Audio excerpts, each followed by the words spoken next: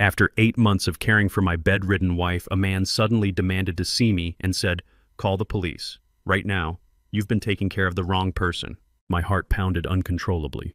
I thought about the woman I had been caring for all those months, the same face, the same presence I had never once questioned. Then a chilling thought crept in: if she isn't my wife, then who have I been taking care of all this time? This story starts quietly, but it won't leave you unchanged. Before we begin, leave a quick comment. Where are you listening from and what time is it there? I read every one. Quick note, some details are fictionalized to strengthen the message, but what truly matters is the lesson at its heart. My hands know the exact temperature before the thermometer confirms it, 37.5 degrees Celsius. Not 37, not 38. Paralyzed skin burns easier than you'd think, and after 8 months of this routine, I've memorized the precise measurements that keep my wife alive. I'm Forrest Emerson, 57 years old, a Boeing 777 captain with 23 years at the airline, and these days my hands are steadier, measuring bathwater than they ever were landing planes in crosswinds. 6:15 in the morning. I got home from Tokyo 14 hours ago, slept 3 hours, and now I'm preparing the sponge bath. The hospital bed sits in our living room by the window, the one that used to look out on our garden. Now it looks out on medical supplies. The woman in the bed blinks once when I ask if she's ready. 1 blink means yes. 2 blinks mean no. That's how we communicate now. She's been like this since March, since the accident at Westheimer and Post Oak during the rain. Shelby Emerson, my wife of 27 years, 55 years old. Auburn hair now limp against the pillow, green eyes that used to light up when I walked through the door. I test the water on my wrist like you would for a baby. Perfect. I dip the sponge and begin with her left arm, the way the physical therapist taught me. Slow, gentle strokes. The spinal injury was at L3 to L4. Complete paralysis from the waist down. Partial sensation in the upper body, but she can't move, can't speak, can't do anything except blink. I'll tell you about the flight, I say, because silence feels worse than one-sided conversation. Turbulence over the Pacific. Nothing serious, just enough to spill coffee in business class.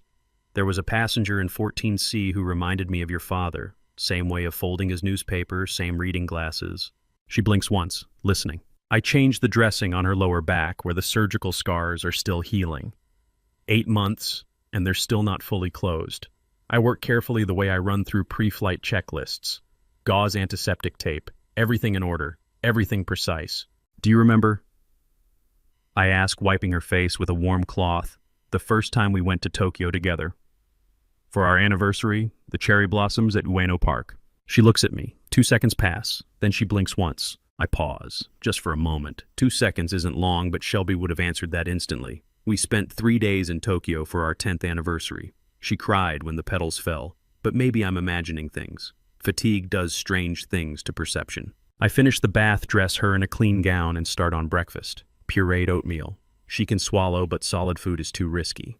I feed her with a small spoon, wiping her chin between bites the way you would with a child. What does devotion look like? It looks like knowing the exact temperature that won't burn paralyzed skin, the exact angle that prevents bed sores, the exact rhythm of a life that isn't yours anymore. It looks like coming home from flying 700 people across an ocean and measuring bath water before you've even taken off your uniform. The first time I met her sister, I thought I was seeing a ghost. January 2023, 14 months ago, her father's funeral at Memorial Oaks in Houston. I'd been married to Shelby for 26 years, and I'd never met her twin. She'd mentioned Yolanda a handful of times over the decades, always in passing, always with a tightness in her voice that made me stop asking questions. But there she was at the funeral, Yolanda Vincent, 55 years old, walking through the door of the funeral home, and I actually stepped back. Same height as Shelby, same auburn hair, same green eyes, same small mole on the left cheek. Identical twins, separated as children when their parents divorced. One grew up with their mother in Dallas, one with their father in Houston. 15 years of minimal contact. Shelby saw her and froze. No hug, no tears. They stood 3 feet apart like strangers who happened to share a face. Yolanda's eyes swept the room, landed on me, and she walked over. No condolences, no introduction. Her first words to me were, "Do you know how the will is divided?" I blinked. "I'm sorry. My father's estate. Shelby gets half, I assume. Do you know the specifics?" She said it the way you'd ask about the weather. Clinical. Detached. I looked over at Shelby, who was staring at the casket with tears running down her face, and then back at this woman with her face who hadn't shed a single tear. I don't know the details, I said. This isn't really the time. Of course. She smiled, but it didn't reach her eyes. We'll talk later. After the service, Shelby explained in the car. She grew up with our mother. We're not close. Don't mind her. Grief makes people strange. I thought grief looked different than that, but I didn't push. Now, sitting in our living room in December 2024, wiping oatmeal from my wife's chin, I think about that moment differently. 8 months. I've been doing this for 8 months. The accident happened in March. I was flying Sydney to Los Angeles when I got the call. Yolanda called me. Not the hospital, not the police. Yolanda, who I'd met exactly once, who had my number somehow, who told me Shelby had been in a car accident and was in surgery at Memorial Hermann. By the time I landed and got to Houston, Shelby was already in the ICU, paralyzed. Yolanda was in the waiting room. She stayed, offered to help, said she felt guilty for all the years they'd been apart, wanted to make up for lost time. She moved into our guest room for what she said would be a few weeks. 8 months later, she's still here. I finish feeding my wife and clean up the breakfast dishes. She blinks twice when I ask if she needs anything else. No. That hesitation. 2 seconds before she answered about Tokyo.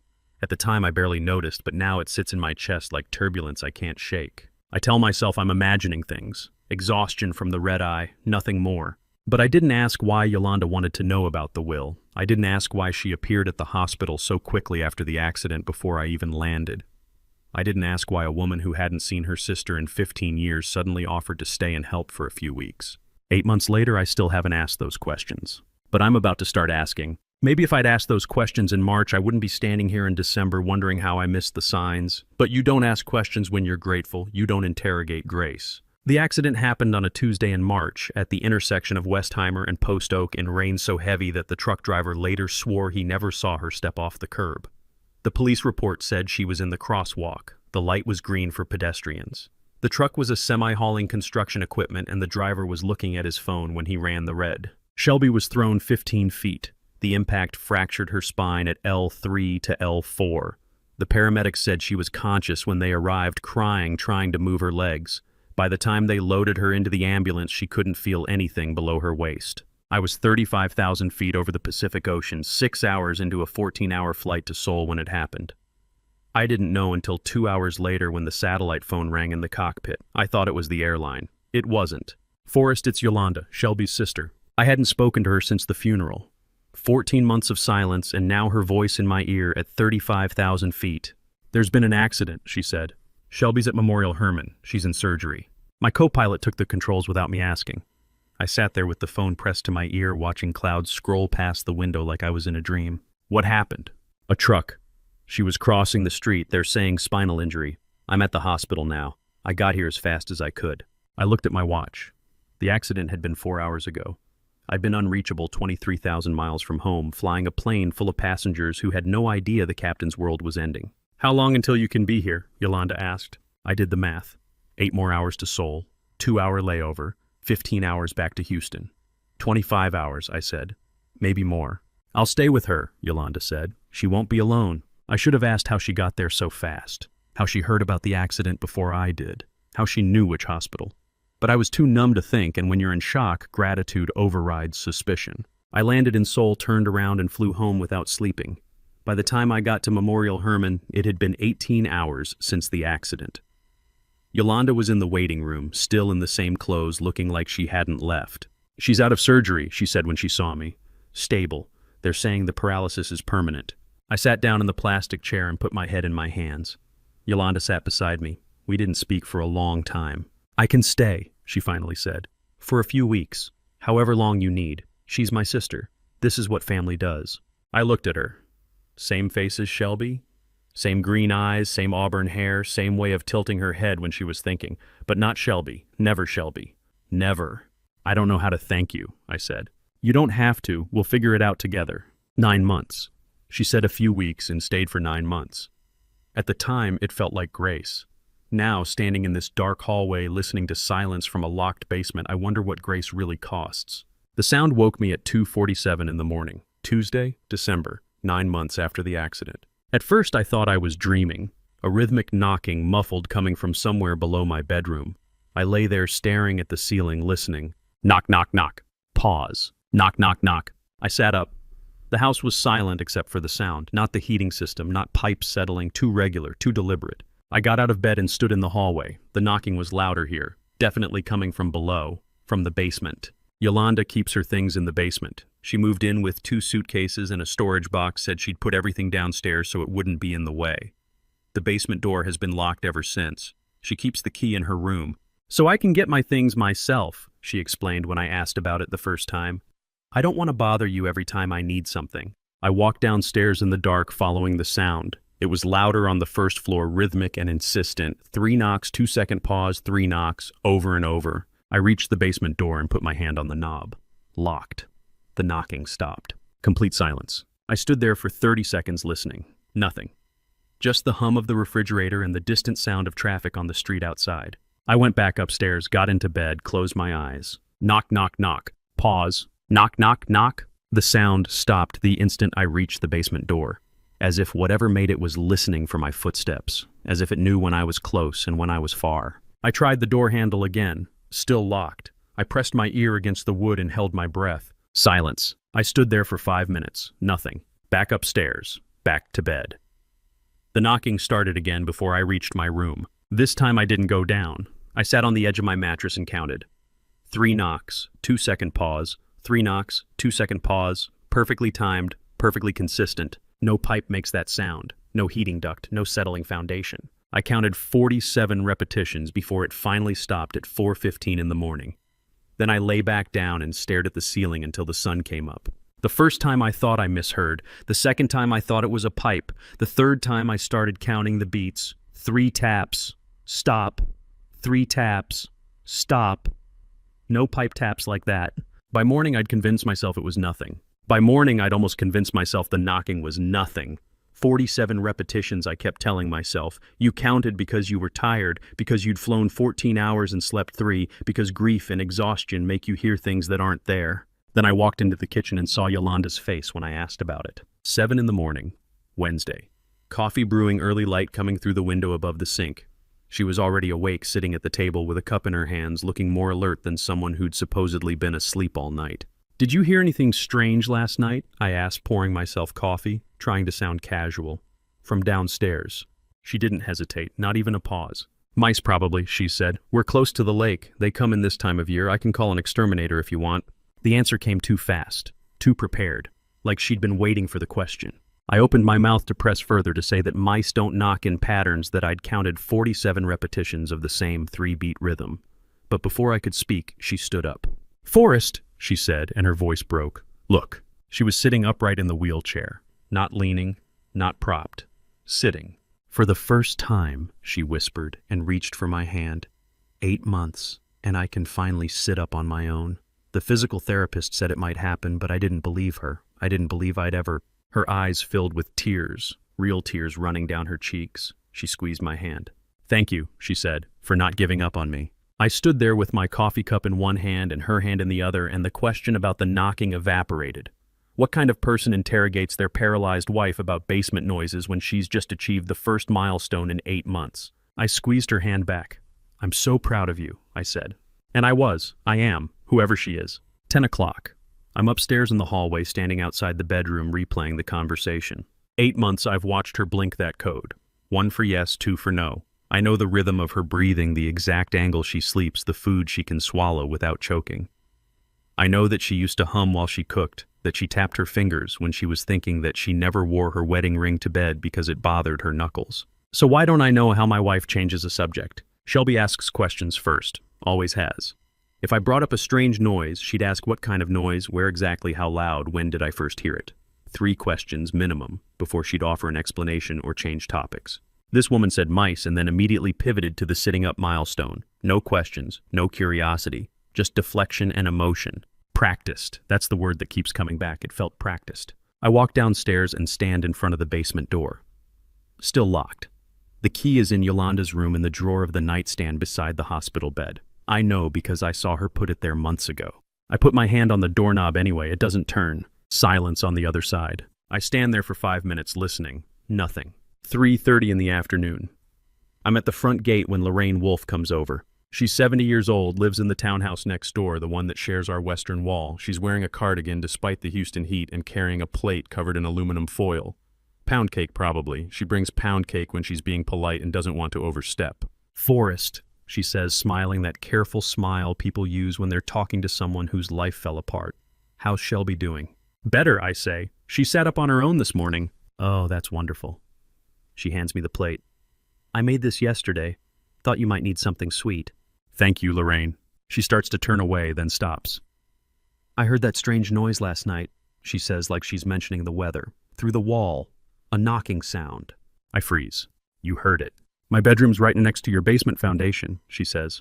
The sound comes through pretty clearly. I thought maybe you had a repair person working down there, but at 2 a.m, she laughs a little embarrassed.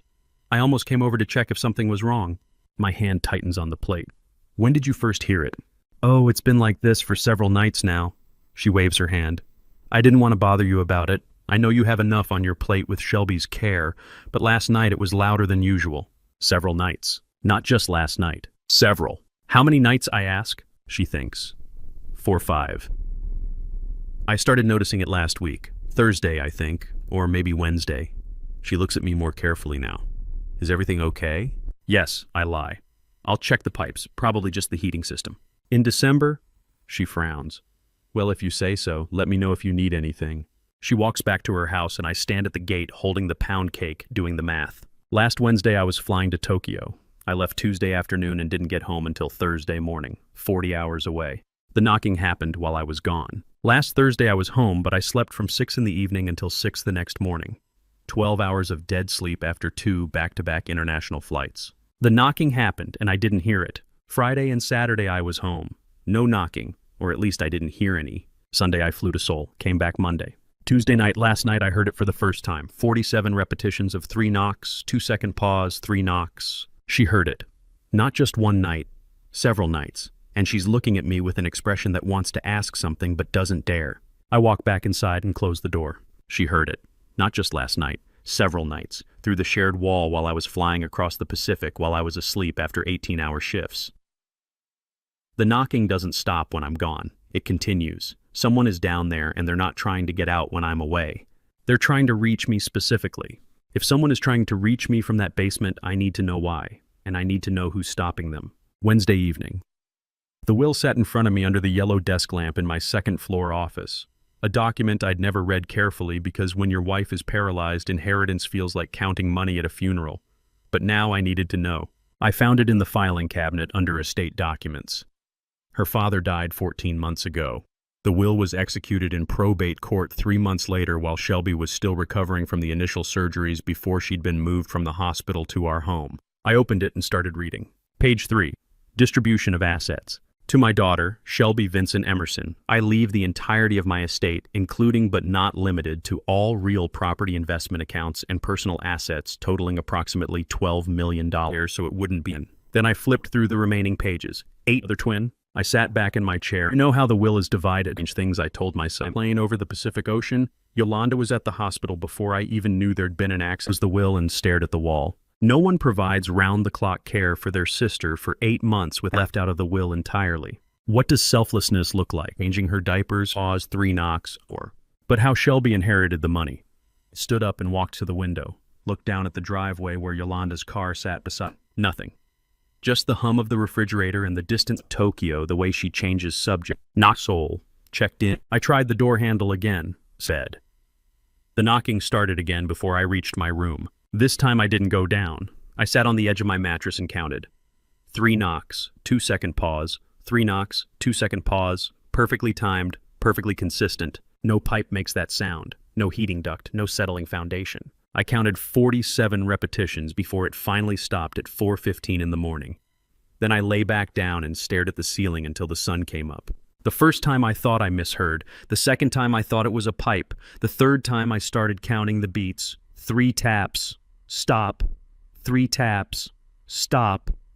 No pipe taps like that. By morning I'd convinced myself it was nothing. By morning I'd almost convinced myself the knocking was nothing. 47 repetitions I kept telling myself. You counted because you were tired, because you'd flown 14 hours and slept 3, because grief and exhaustion make you hear things that aren't there. Then I walked into the kitchen and saw Yolanda's face when I asked about it. 7 in the morning, Wednesday. Coffee brewing, early light coming through the window above the sink. She was already awake, sitting at the table with a cup in her hands, looking more alert than someone who'd supposedly been asleep all night. "Did you hear anything strange last night?" I asked, pouring myself coffee, trying to sound casual. "From downstairs." She didn't hesitate, not even a pause. "Mice probably," she said. "We're close to the lake. They come in this time of year. I can call an exterminator if you want." The answer came too fast, too prepared, like she'd been waiting for the question. I opened my mouth to press further, to say that mice don't knock in patterns, that I'd counted 47 repetitions of the same 3-beat rhythm. But before I could speak, she stood up. "Forrest," she said, and her voice broke. "Look." She was sitting upright in the wheelchair, not leaning, not propped, sitting. "For the first time," she whispered and reached for my hand. 8 months, and I can finally sit up on my own. The physical therapist said it might happen, but I didn't believe her. I didn't believe I'd ever. Her eyes filled with tears, real tears running down her cheeks. She squeezed my hand. "Thank you," she said, "for not giving up on me." I stood there with my coffee cup in one hand and her hand in the other, and the question about the knocking evaporated. What kind of person interrogates their paralyzed wife about basement noises when she's just achieved the first milestone in 8 months? I squeezed her hand back. "I'm so proud of you," I said. And I am, whoever she is. 10 o'clock. I'm upstairs in the hallway, standing outside the bedroom, replaying the conversation. 8 months I've watched her blink that code.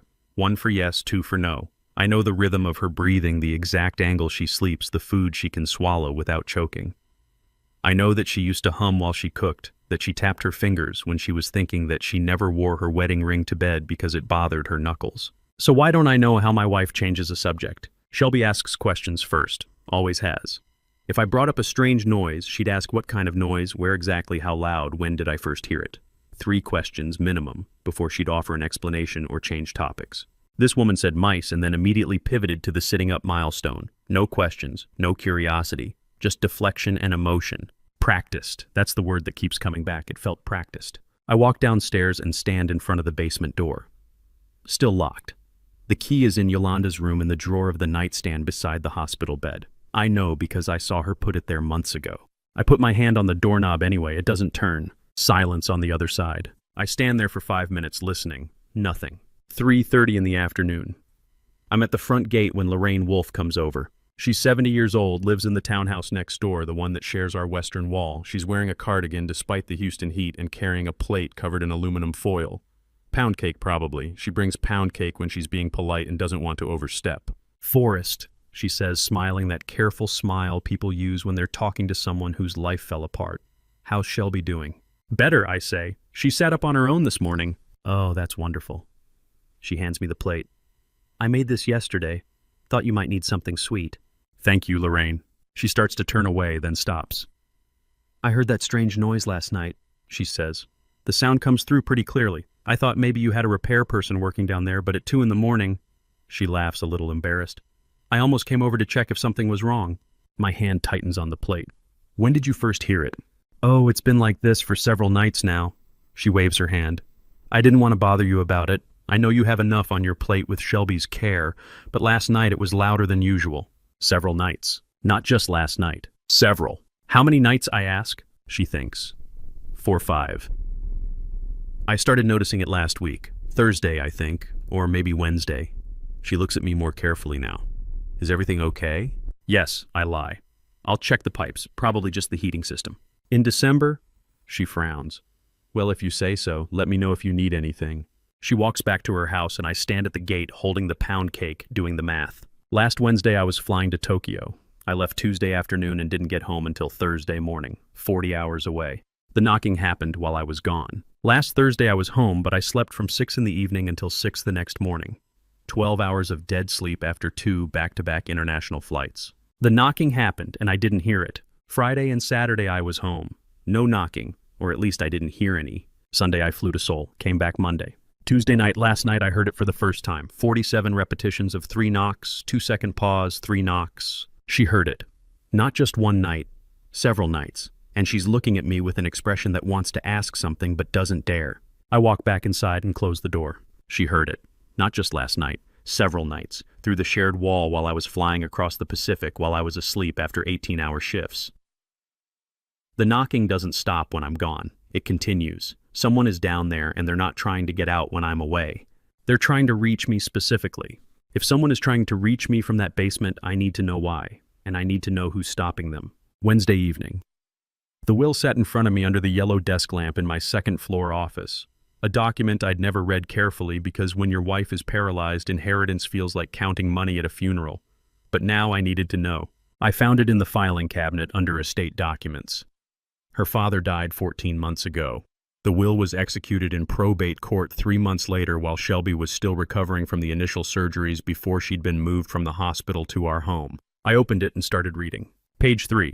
Distribution of assets. To my daughter, Shelby Vincent Emerson, I leave the entirety of my estate, including but not limited to all real property investment accounts and personal assets totaling approximately $12 million. I read it again. Then I flipped through the remaining pages. 8 pages total. Yolanda's name appeared exactly 0 times. $12 million, everything, to Shelby. Nothing to the other twin? I sat back in my chair and thought about the funeral, about Yolanda walking up to me before the service even started, before she'd said hello to her sister, before she'd looked at the casket. Do you know how the will is divided? That was her first question. Not how are you holding up, not I'm sorry for your loss. The will. At the time I thought she was being tactless. Grief makes people say strange things, I told myself. But she wasn't grieving, she was calculating. $12 million to one daughter, 0 to the other. And 3 months later, when Shelby was hit by that truck when I was on a plane over the Pacific Ocean, Yolanda was at the hospital before I even knew there'd been an accident. She offered to stay and help. A few weeks, she said. 8 months later, she's still here. I closed the will and stared at the wall. No one provides round-the-clock care for their sister for 8 months without compensation. Not when they haven't spoken in 15 years. Not when they were left out of the will entirely. What does selflessness look like? Does it look like a woman who ignored her sister for 15 years, suddenly sleeping on a cot beside her hospital bed, changing her diapers, feeding her pureed food, washing her hair in a hospital sink? Or does it look like patience, like someone waiting for something, planning something? $12 million is worth waiting for. But how Shelby inherited the money? Not Yolanda. The will is clear. Even if Shelby dies, the estate passes to me as her spouse, not to her sister. Unless. I stood up and walked to the window. Looked down at the driveway where Yolanda's car sat beside mine. Unless there's something I don't know, some angle I haven't seen. The knocking, the hesitation about Tokyo, the way she changes subjects. All of it connected to $12 million. Thursday morning. I arrived at IAH Terminal E at 5:30 for the 6:45 flight to Seoul. Checked in, went through security, walked to the gate. Basil Pierce was already there. He's been my co-pilot for 15 years, 56 years old, with laugh lines around his eyes and a coffee habit that makes mine look reasonable. We've flown together so long we don't need to talk much. Just nod, check the flight plan, and go. But we didn't go. At 6:15, the gate agent made the announcement. Mechanical issue, hydraulic leak in the number 2 system. Flight canceled.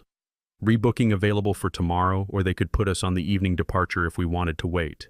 I'm taking the day, Basil said, heading toward the crew lounge. See you next rotation.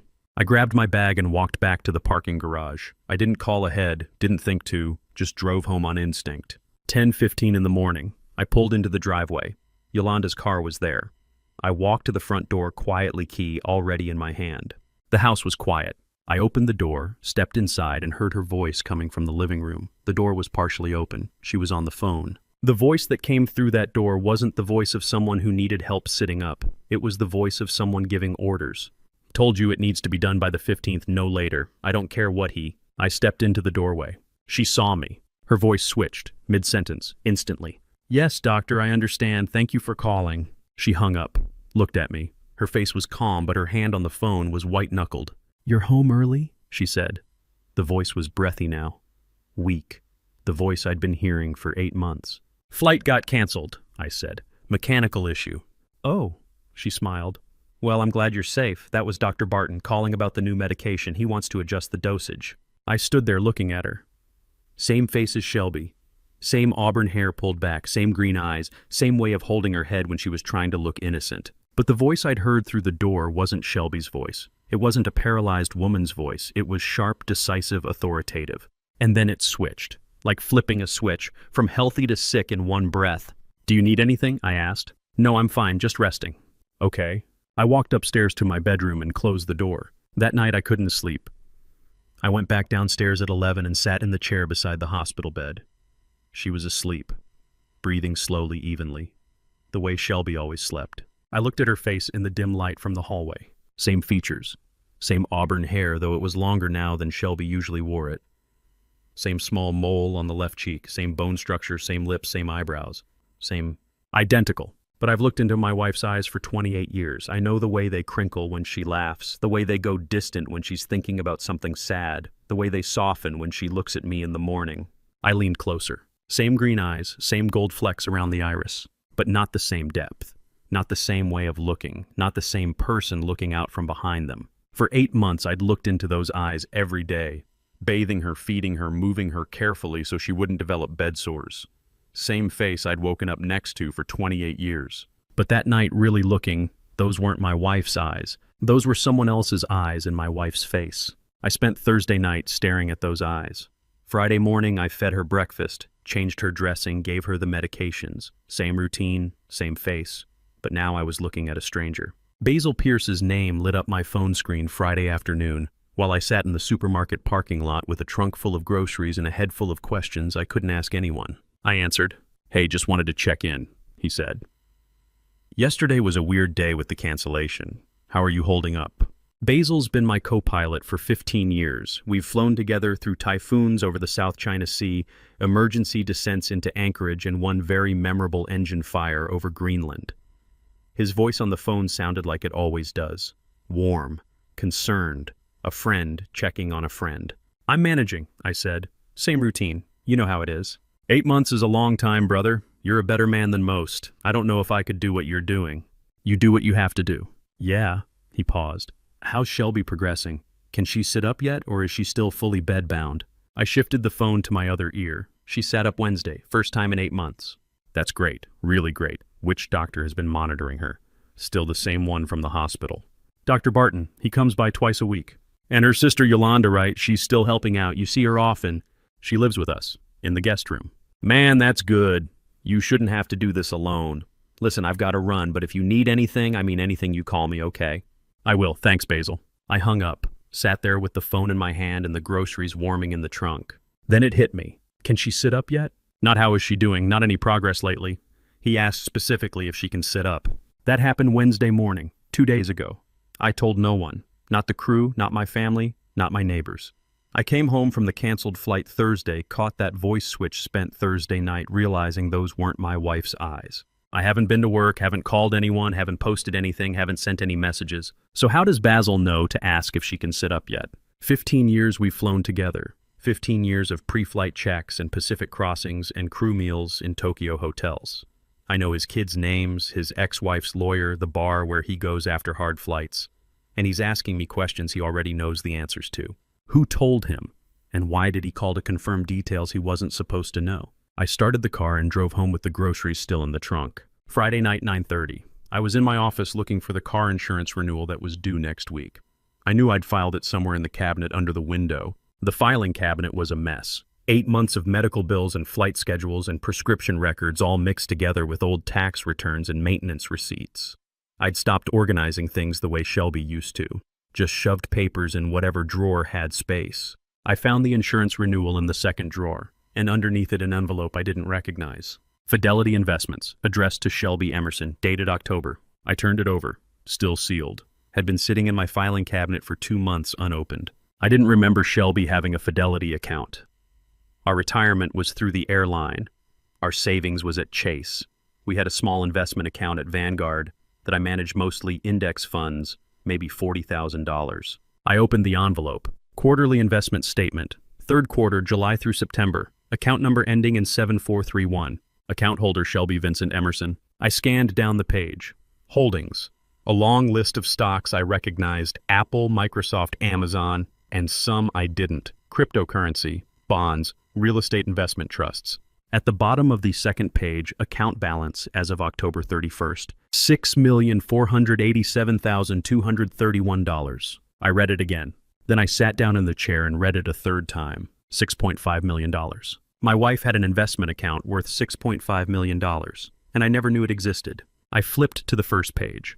Account opened August 2016, 8 years ago. While I was flying to Sydney and Tokyo and Frankfurt, while I was gone 200 days a year, Shelby was trading stocks, building a portfolio, accumulating wealth I knew nothing about.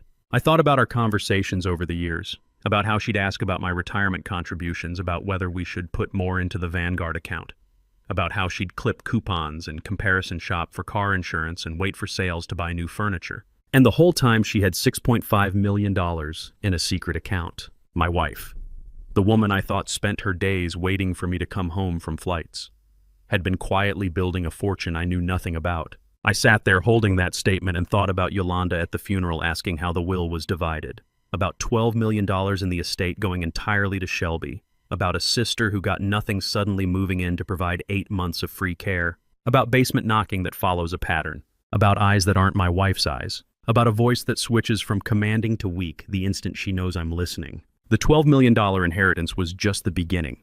This $6.5 million in secret holdings, this was the real target. Yolanda didn't stay to help her sister recover. She stayed because she found out about this account. Somehow. Some way. And if the woman in my living room isn't Shelby, if those eyes belong to Yolanda pretending to be her twin, then she needs access to this account. Needs Shelby's identity. Needs everyone to believe the paralyzed woman in the hospital bed is the real Shelby Emerson. I looked at the statement again. $6,487,231. This isn't my wife's money. This is why.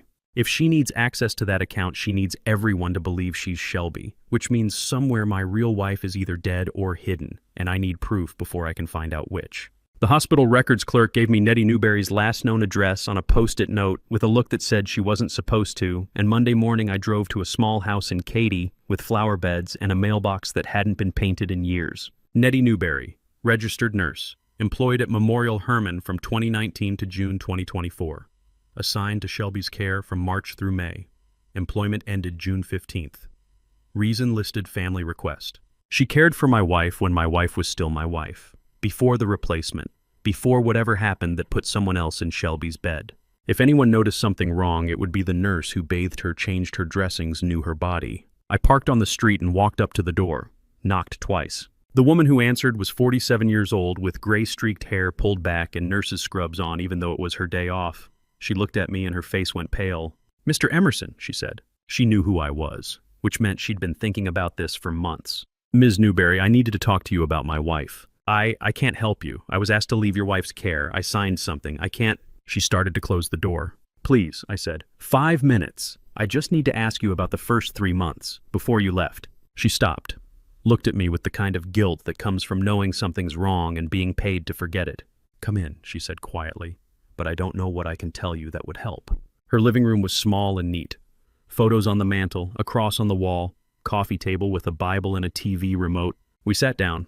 She folded her hands in her lap like she was about to confess something. "Why did you leave?" I asked. "Your wife's sister asked me to. Said the family wanted to handle the care themselves. Gave me a severance check and asked me to sign a non-disclosure agreement." "How much?" She looked down. $3,000. I sat back. $3,000. That's what they paid her to look the other way. I spend more than that on 1 month of medical supplies. They bought silence cheap and almost got away with it. "Did you notice anything strange?" I asked. "Before you left." She was quiet for a long time. "The replacement nurse," she finally said. "The one they brought in to take over. The way she looked at your wife. Not like a nurse. Like..." She stopped. "Like she was studying her. Taking notes." "When was this?" "Late May, early June. Your wife's sister introduced her, said she'd be helping with the transition when they moved your wife home from the hospital annex." "What was her name?" "I don't remember. She didn't last long. By the time I left, she was gone too." I leaned forward.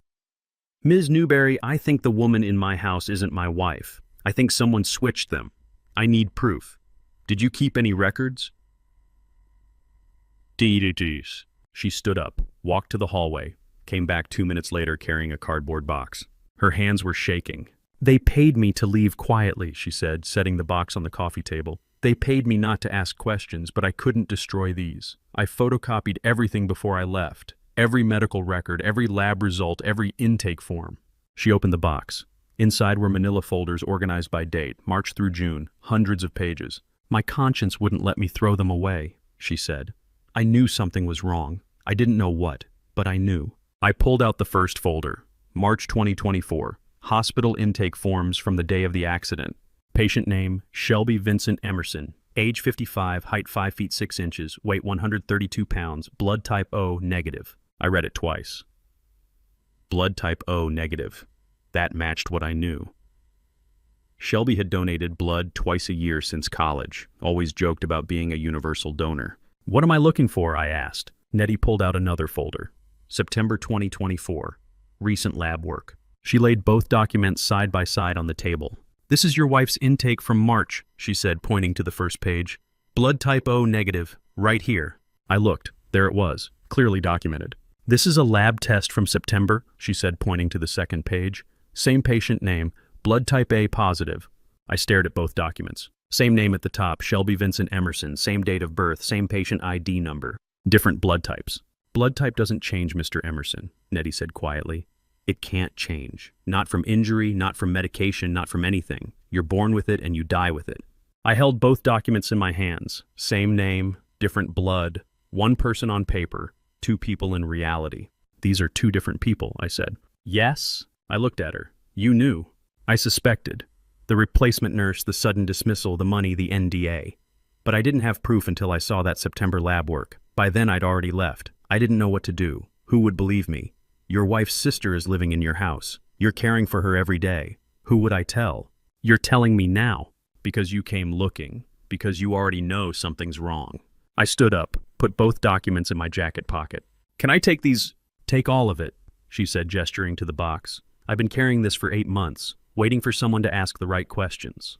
I picked up the box, looked at her. "Thank you." "Find her," Nettie said. "Find your real wife.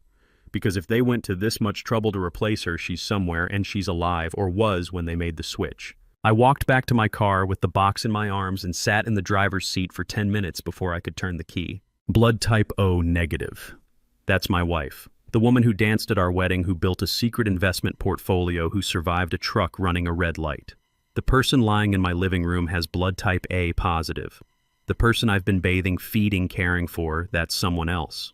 The question is, where is my real wife? I needed to know if she was alive. The blood type proved the woman upstairs was an imposter. The knocking suggested someone was trapped below, but I needed absolute certainty before I made a move. The hardest thing I've ever done wasn't landing a 777 in a typhoon or watching my wife's spine shatter in a hospital MRI. It was walking back into my house Monday afternoon with blood type proof in my pocket and smiling at the woman in my living room like I didn't know she was a stranger.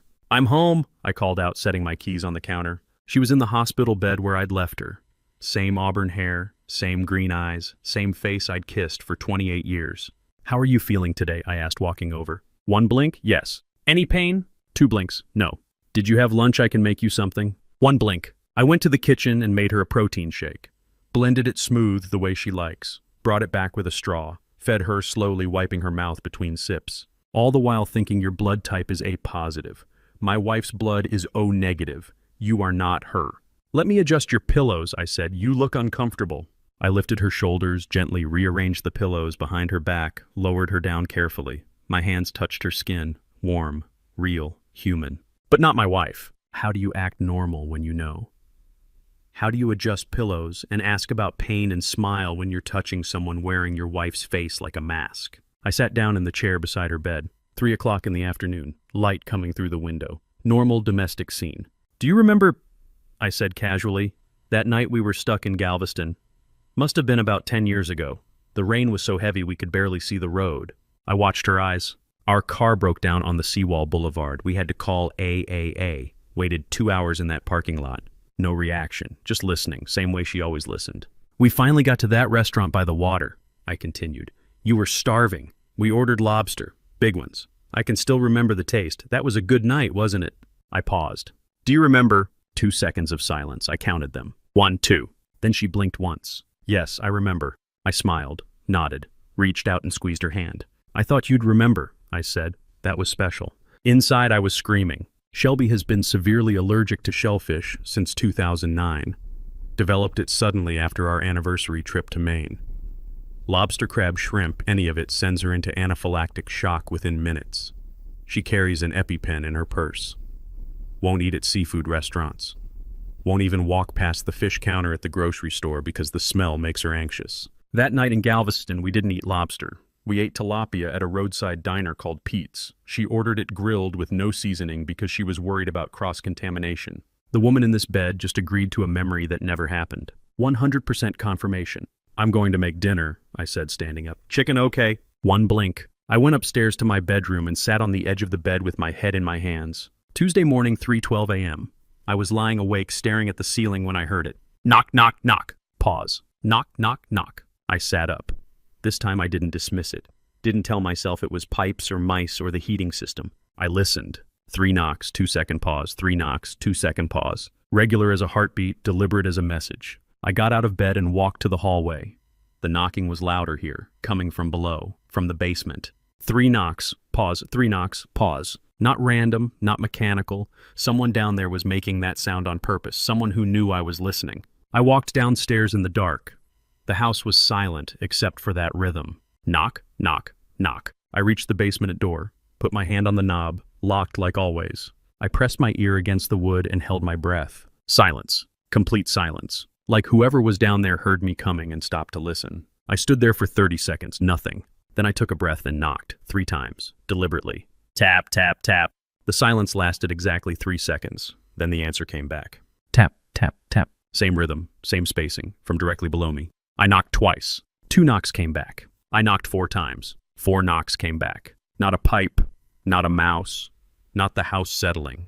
Someone in my basement was alive, conscious, and deliberately responding to my signal. I knocked 3 times again, slow, clear. 3 knocks came back immediately. I stood there in the dark hallway with my hand on that locked door and felt something break open in my chest.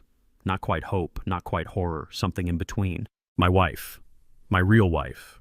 The woman with O-negative blood and a shellfish allergy and a $6.5 million secret investment portfolio.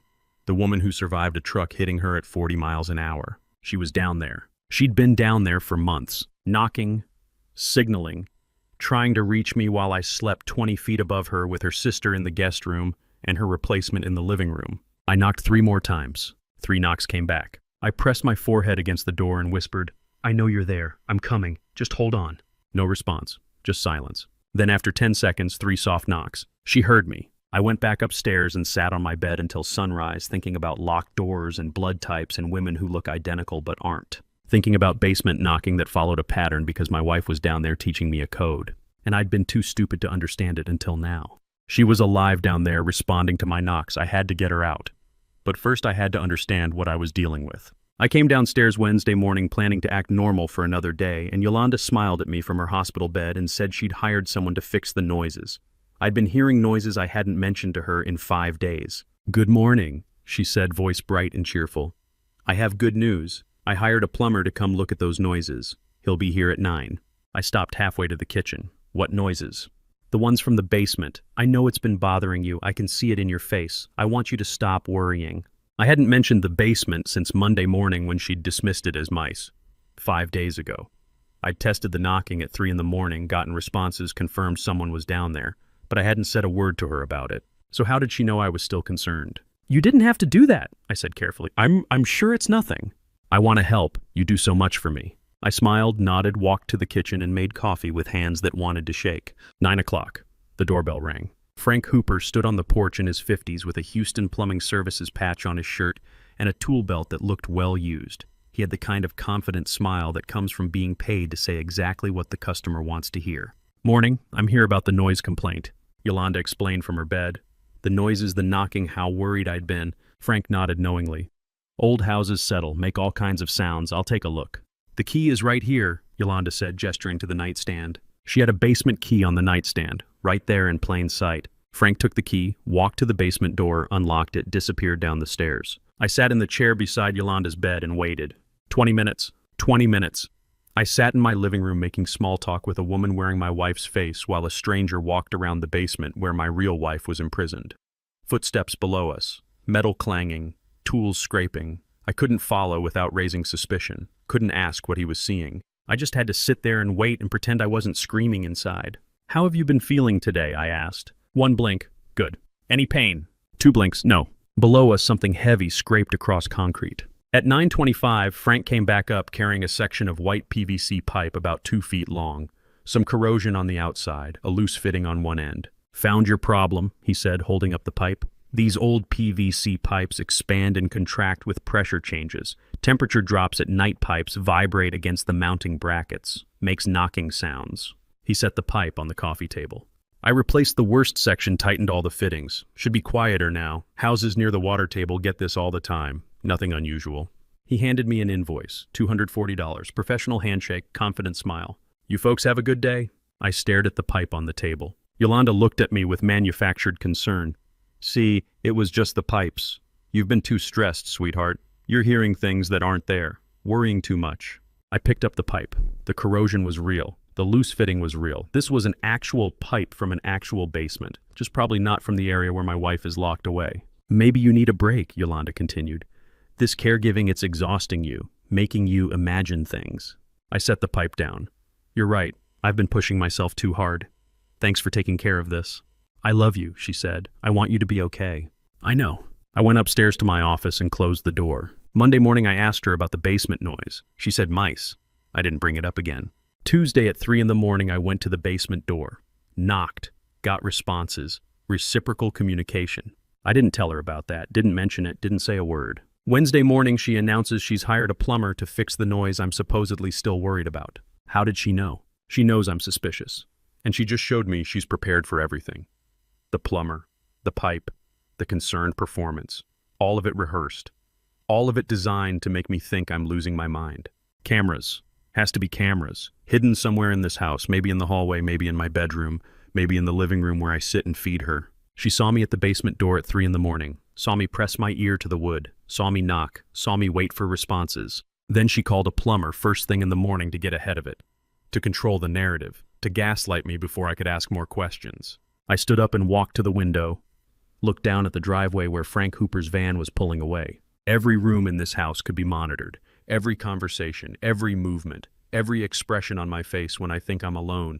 I'm not investigating her in secret. She's watching me investigate her. Every step I take, she's already seen it. Every question I want to ask, she's already prepared the answer. Every doubt that crosses my face, she's already planning how to explain it away. I went back downstairs, smiled at her, asked if she needed anything, adjusted her pillows, played the devoted husband, all while knowing that somewhere in this house a camera was recording every second. And she was watching, studying, calculating her next move. I'm not playing chess with someone who's ahead. I'm playing chess with someone who placed all the pieces before the game even started. If she was watching everything I did at home, I needed help from somewhere she couldn't see, somewhere outside her surveillance, somewhere I could speak the truth out loud without cameras recording it. Friday morning, I sat in my car outside a Midtown office building with Nettie's medical records in a manila envelope, knowing that asking for help meant trusting someone when trust had become the one thing I couldn't afford. I'd found him online. Clyde Shelton Private Investigations. Small website, basic design, discreet confidential results-oriented, office address in Midtown Houston, reasonable rates, nothing flashy, nothing that screamed scam or amateur, just a man with an office who promised to find truth for money. I got out of the car and walked into the building. Elevator to the 3rd floor. Door at the end of the hall with his name on frosted glass. I knocked. Come in. The office was small. Battered metal desk, 2 chairs, water-stained ceiling tiles, a plastic ficus tree in the corner that had never been alive. Clyde Shelton sat behind the desk, 44 years old, with the kind of steady eyes that had seen things and the kind of calm that comes from knowing how to handle them. Mr. Emerson, he asked. I'd called ahead. Made an appointment under my real name because lying at this point felt pointless. Yes. Sit down. Tell me what you need. I sat, opened the manila envelope, pulled out photos of Shelby and Yolanda at their father's funeral. Identical faces, different expressions. I need you to investigate whether my wife is actually my wife. He didn't blink, didn't react, just looked at the photos. Go on. My wife was in a car accident in March. Paralyzed. Her twin sister moved in to help with care. They look identical. Same height, same hair, same everything. But I stopped. I think my wife's sister is impersonating her. I think my real wife is somewhere else, or dead, and the woman in my house is pretending to be her. I laid out the medical records, pointed to the blood type discrepancy. O negative versus A positive, same patient name, 2 different people. Clyde studied the documents carefully. This is good evidence, he said. What else do you have? I told him about the $6.5 million secret account, the inheritance worth $12 million, the sister who got nothing, the voice switch I heard on the phone, the lobster memory test she failed. He took notes, asked questions. Trust is a strange currency. 2 weeks ago, I'd have trusted my wife, my sister-in-law, my flying partner of 15 years. Now I'm sitting in a stranger's office with a fake tree, hoping he's the one person who won't betray me. This estate lawyer, Clyde said, looking up from his notes. Russell Caldwell, how long has he managed your wife's family assets? I blinked. I don't know, since her father died, I think. Why? And the $6.5 million account, was it held domestically or offshore? Any recent large transfers? The questions were specific. Too specific. Most private investigators would ask about surveillance, about proof of identity, about how to catch her in a lie. This man was asking about financial structures and estate lawyers like he already knew something. I don't know, I said. The statement just showed holdings, stocks, bonds, cryptocurrency. I'll need 48 hours, he said. This kind of investigation requires specific contacts, people who can access records you can't, but I can get you answers. He stood, shook my hand. Don't do anything at home, don't confront her, don't let on that you suspect anything, just act normal until I call you. I've been acting normal for 10 days. Keep acting, 48 hours. I walked out of his office with the same envelope I'd walked in with and the feeling that I'd just told my story to someone who already knew half of it.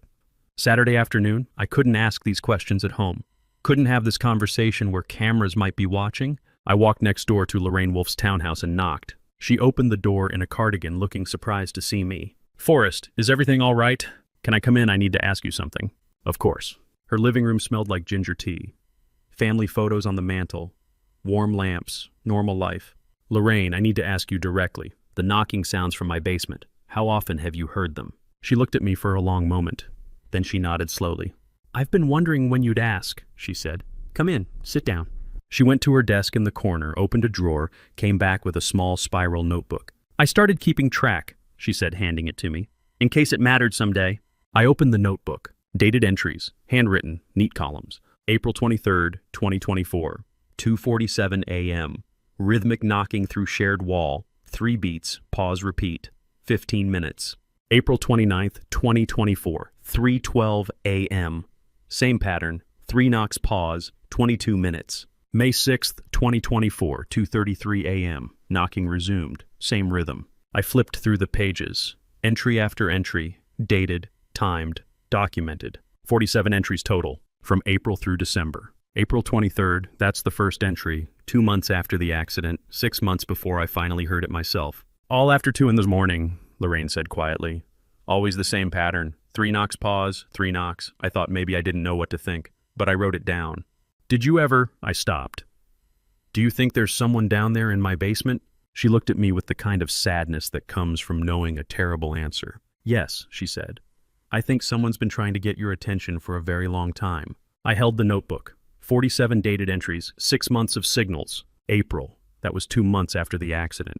1 month after Shelby came home from the hospital. My wife had been in that basement since the beginning, knocking, signaling, trying to reach me. And I'd been flying to Tokyo, to Sydney, to Seoul, sleeping upstairs 30 feet away from her, bathing her replacement, feeding her replacement, talking to her replacement about our memories. 47 times she'd called for help, and I'd never heard once. 47 times she'd called for help, and I'd been too far away or too asleep or too stupid to hear. Now I had to stop pretending I didn't know and start doing something about it. The Wells Fargo envelope came Friday morning while I was feeding her replacement oatmeal, and I opened it standing at the kitchen counter, thinking it was routine mortgage paperwork, until I read the word foreclosure, and everything went very quiet. Notice of foreclosure, property 2847 Montrose Boulevard, Houston, Texas. Outstanding balance $3 million, days overdue 45. I stopped moving, spoon of oatmeal in my hand, letter in the other. $3 million.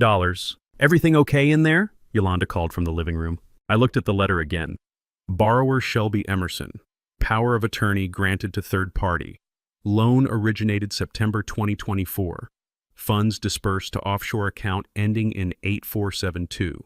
She'd taken out a $3 million loan against my $4.2 million house. Fine, I called back. Just the mortgage company, nothing important. I set the spoon down carefully, walked to the living room, smiled at her, asked if she needed anything. She blinked no. I nodded and walked back to the kitchen.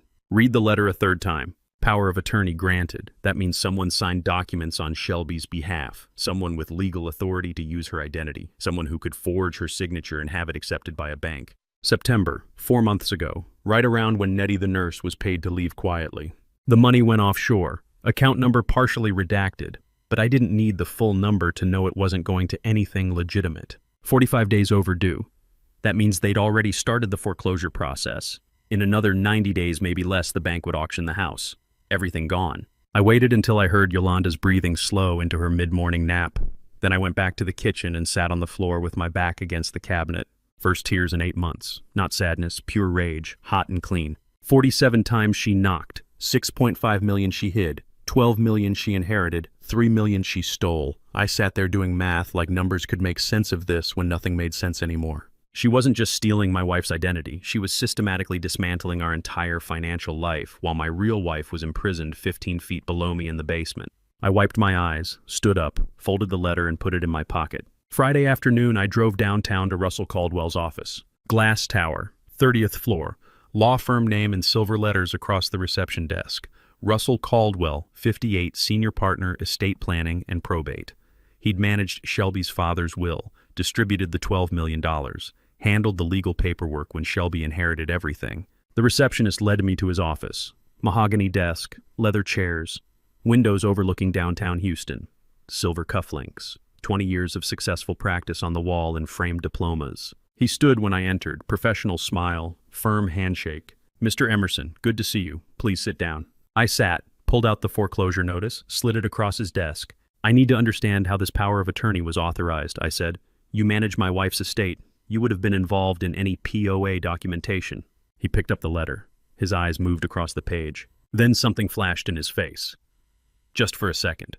Something that looked a lot like guilt before the professional mask came back. "Let me check the records," he said. "This will take a few minutes." He stood, walked to the door. "Please have a seat. Make yourself comfortable. I'll pull the relevant documents." He disappeared into the back office. I sat there for 15 minutes. Through the door, I saw him once peeking out, checking if I was still there. He came back with a folder, set it on the desk, opened it, looked at pages I couldn't see. "This is more complex than I realized," he said. "The estate documentation, there are layers here I need to verify. I'll need 2 more days to give you a complete answer." 2 days? Yes, I want to make sure I have all the facts before I explain anything. The last thing I want is to give you incorrect information. He smiled, professional, reassuring, concerned. "I'll call you Monday. We'll sort this out." I stood, shook his hand, walked to the door. "Thank you for your time." I stepped into the hallway, closed the door behind me, started walking toward the elevator. Then I stopped, turned around, walked back quietly, stood outside his door. The moment I stepped into the hallway, I heard his voice through the door. Not checking records, not verifying documents, warning someone that I was asking questions. His voice was low, urgent, whispered. "He knows. He's asking about the POA. You need to." I couldn't hear the rest, didn't need to. I walked to the elevator, got in, rode down 30 floors. Sat in my car in the parking garage for 20 minutes. The attorney I'd trusted to manage my wife's father's estate, the man who'd written the will that left everything to Shelby, the professional who'd handled $12 million in assets with perfect legal precision. He'd called someone the second I left his office. Not a clerk, not a paralegal, not someone to pull records. A warning call. Hurried, whispered, urgent. He's part of it. The lawyer isn't neutral. He's not being manipulated or fooled or used. He's actively involved in whatever this is. Which means this isn't just Yolanda impersonating Shelby and stealing money. This is organized, professional, multiple people with specific roles. A conspiracy. And if the lawyer managing a $12 million estate is involved, if he's making warning calls the minute someone asks questions, then this goes deeper than one woman in one basement. I started the car and drove home. Parked in the driveway, looked at my house, my $4.2 million house with a $3 million fraudulent loan and 45 days until foreclosure. My house where my wife was imprisoned in the basement and her sister was lying in the living room pretending to be paralyzed. My house that might not be my house much longer. I walked inside, smiled at Yolanda, asked if she needed dinner. She blinked yes. I made her soup, fed her carefully, wiped her mouth, adjusted her pillows, all while thinking about a lawyer in a glass tower making phone calls to people I didn't know about crimes I was just beginning to understand. The lawyer was part of it, which meant this wasn't random fraud. This was organized crime with professionals managing every piece. Clyde Shelton called Saturday evening while I was pretending to watch TV with a woman who wasn't my wife and said we needed to meet tonight, his voice carrying the kind of urgency that meant everything was about to change. "We need to meet," he said. "Can't wait for the 48 hours. There's something you need to know now." When 8 o'clock, cafe on Westheimer corner of Montrose, dark booth and back, come alone. I told Yolanda I was going for a drive. Needed to clear my head. She blinked once. Understanding. Concerned sister, caring about stressed brother-in-law. I got in my car and drove to Montrose. The cafe was exactly what he'd described. Dark. Corner booth. Empty at 8 on a Saturday night except for one waitress and Clyde sitting in the back with 2 cups of coffee already on the table. I slid into the booth across from him. "What couldn't wait?" I asked. He looked at me for a long moment, then he leaned forward. "I need to tell you the truth. I'm not a private detective." I waited. "I'm FBI, special agent. I've been investigating Russell Caldwell for 14 months. The cafe was very quiet. "Money laundering," he continued, "through his estate law practice. He's been moving millions offshore through fraudulent trusts, fake probate cases, forged powers of attorney. We've been building a federal case against him and his network since October last year." "Why didn't you tell me this when I came to your office?" "Because I didn't know if you were involved, didn't know if you were part of it or a victim. When you walked in talking about your wife's twin sister and blood type mismatches, I knew you were the missing piece." He pushed one of the coffee cups toward me. "Your case, your wife's sister impersonating her, the fraud, the offshore accounts, it's not separate from Caldwell's operation. It's the same network. Personal identity theft linked to professional money laundering. That's what we've been missing. Proof of how the personal fraud connects to the financial structures." 14 months. While I was flying to Tokyo and bathing an imposter and hearing knocks I couldn't explain, federal agents were building a case. I wasn't alone. I'd been alone for 8 months, but I wasn't alone anymore. "What do you need from me?" I asked. "Everything. All your evidence. Medical records, bank statements, the foreclosure notice photos of the twins. You give me that, I give you federal protection, expedited warrants, a team that can move fast." "How fast?" 5 to 7 days to coordinate, maybe less if we push." I looked at him across the table. "Are you really FBI or are you still lying to me?" He reached into his jacket. I tensed. He pulled out a badge, set it on the table between us. Yellow shield, 3 letters, FBI, Federal Bureau of Investigation, his photo, his name, Clyde Shelton, Special Agent. "Real." "Federal," he said. "This investigation has been federal from the start, and now you're part of it." I picked up the badge, felt the weight of it, handed it back. "My wife is in that basement," I said. "She's been there since April, maybe longer. I need her out." "I know. 5 to 7 days might be too long." "I know that too. But if we move without proper warrants, without coordination, we risk the whole case. Caldwell walks, your sister-in-law walks, everyone walks, and your wife stays in that basement." He leaned forward. 5 days. Give me 5 days to do this right. Then we get everyone. The lawyer, the sister, everyone involved, and we get your wife out alive." I drove home at 9:30, parked in the driveway, sat there for 20 minutes. FBI, federal investigation, warrants, teams, resources I couldn't access alone. But 5 to 7 days. I went inside, smiled at Yolanda, told her the drive helped. She blinked twice for good, "Glad you're feeling better." I went upstairs and lay in bed staring at the ceiling. 3:22 in the morning, I gave up on sleep. Went downstairs in the dark, walked to the basement door, listened. Silence. I knocked 3 times, deliberate, clear. Waited in the darkness. 3 knocks came back, but weaker, fainter. Not the strong, desperate rhythm from last week. These were tired knocks, fading knocks. I pressed my hand flat against the door. "Honey," I whispered. "I know you're there. I'm working with the FBI now. Just a few more days. Can you hold on? Can you stay strong for me?" Silence. I waited. Then 2 small knocks. Tap, tap. Not 3. 2. 2 knocks. Not 3. She couldn't manage the 3rd. Last week she knocked back everything I gave her, strong, responsive fighting. Tonight she's fading. I stayed at that door until 4 in the morning with my forehead pressed against the wood, thinking about federal investigations and warrant timelines and coordination protocols. Thinking about a woman who'd been imprisoned in a basement for 8 months, surviving on whatever food and water they gave her when they remembered. Thinking about knocks that used to be strong turning into knocks that barely registered. Last week when I knocked 3 times, she knocked back 3 times. Clear, desperate, alive. Tonight I knocked 3 times and got 2 faint taps. She's dying down there. The FBI says they need 5 to 7 days to build the case, get the warrants, coordinate the raid with multiple agencies so nothing falls apart in court. 5 to 7 days of careful planning so we get convictions, so nobody walks on technicalities, so justice actually happens. I understand that. I respect that. I'm a pilot. I know about checklists and protocols and not rushing critical procedures. But my wife doesn't have 5 days. I told Clyde about the weak knocks, about how she's fading. He said we'd move as fast as legally possible. Then he told me to meet him Sunday afternoon at the FBI field office because there were things I needed to understand about why this happened. The folder Clyde slides across the desk is thick bank records, wire transfer logs, forensic accounting spreadsheets. We're in a conference room on the 8th floor of the FBI Houston field office, fluorescent lights humming overhead, and my mouth is dry from 3 hours of briefing without a water break. Your wife's $6.5 million account, Clyde says. That's the real target. The $12 million inheritance was just the opening act. He spreads documents across the table. Let me show you the math your sister-in-law was doing. $12 million from the father's estate, $6.5 million in the secret fidelity account, $4.2 million in house equity, $8 million in life insurance if your wife dies. That's over $30 million. I stare at the numbers. $30.7 million, Clyde says. To be exact, that's what she was after. Not 12, not 18, all of it. He pulls out a wire transfer document, highlights a line. 3 weeks after the accident, someone accessed the Fidelity account using a forged power of attorney, transferred $1.2 million to an offshore account in Grand Cayman. Our forensic accountant traced it. $1.2 million, I repeat. That's all she could get. Your wife set up two-factor authentication on the account.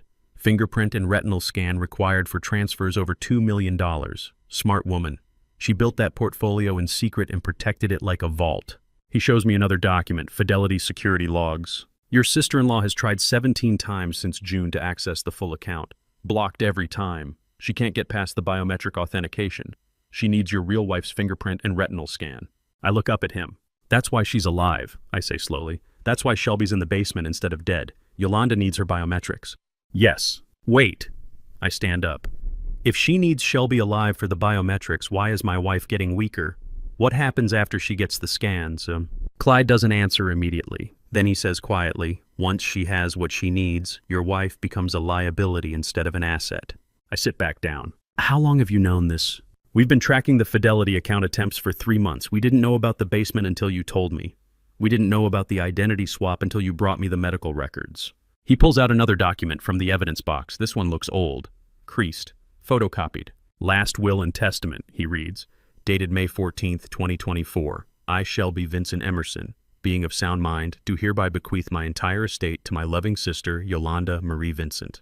I take the document, look at the date. May 14th, I say. That's 7 months before the accident, Clyde finishes. Your wife's car was hit March 22nd, 2024. This will was forged 7 months earlier. He lays out more documents, phone records, meeting logs, bank statements. Handwriting analysis confirms Yolanda forged the signature. The notary who witnessed it, Perry Barton, same man who showed up at the hospital claiming to be your wife's doctor. He's not a doctor. He's a notary public who lost his license in 2021 for fraud. Clyde pulls out Russell Caldwell's office calendar, highlighted entries. Your estate lawyer met with Yolanda 3 times in summer 2024, June 7th, July 15th, August 2nd. Office notes say, estate planning consultation for client's sister. He shows me phone records.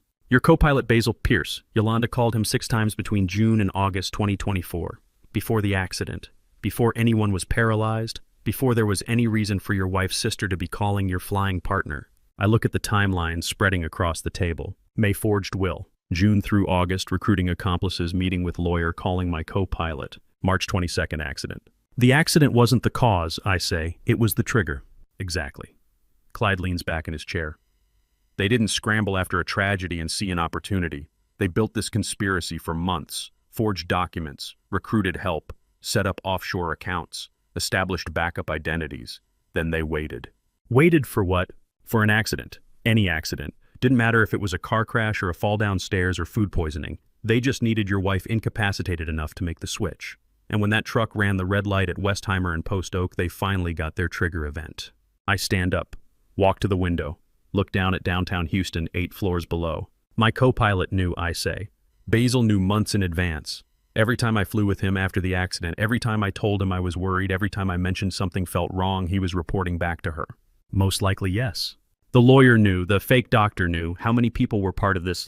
We've identified 7 so far. Could be more. 7 people. 7 people who spent summer 2024 planning how to erase my wife and steal everything she had. While I flew to Tokyo and Seoul. While Shelby cooked dinner and managed her secret $6.5 million portfolio and had no idea her twin sister was building a machine designed to destroy her life. The conspiracy wasn't a reaction to tragedy, I say, still looking out the window. It was a loaded gun, and they just waited for someone to pull the trigger. That's exactly what it was. I turn around. How do we stop it? Carefully, Clyde says. We move carefully, we build the case right, and we make sure every single person involved goes to prison. We move sloppy, somebody walks. And then your wife died for nothing. She's not dead yet. No, she's not, which is why we have to move fast and careful at the same time. I look at the documents spread across the table. May through August 2024. Meetings, phone calls, forged wills, recruited accomplices. All of it happening while I flew passengers across oceans and Shelby cooked dinners in our kitchen, and neither of us knew that her sister was assembling the pieces of our destruction. They just needed an accident. Any accident. And on March 22nd, 2024 at Westheimer and Post Oak, they got one. When I walk into the kitchen at 6:47 p.m., Yolanda is standing at the stove cooking teriyaki beef, my favorite dish, the one Shelby made every Sunday for 12 years and nobody ever taught her that. The smell hits me first. Ginger, garlic, sesame oil. The exact proportions Shelby always used, the recipe she said her grandmother passed down. I freeze in the doorway watching this woman who looks identical to my wife move around our kitchen like she's been doing this for years. "You're home early," she says without turning around. She's wearing Shelby's apron, the one with the faded sunflower pattern. "I wanted to surprise you." My throat tightens. "How did you know teriyaki beef is my favorite?"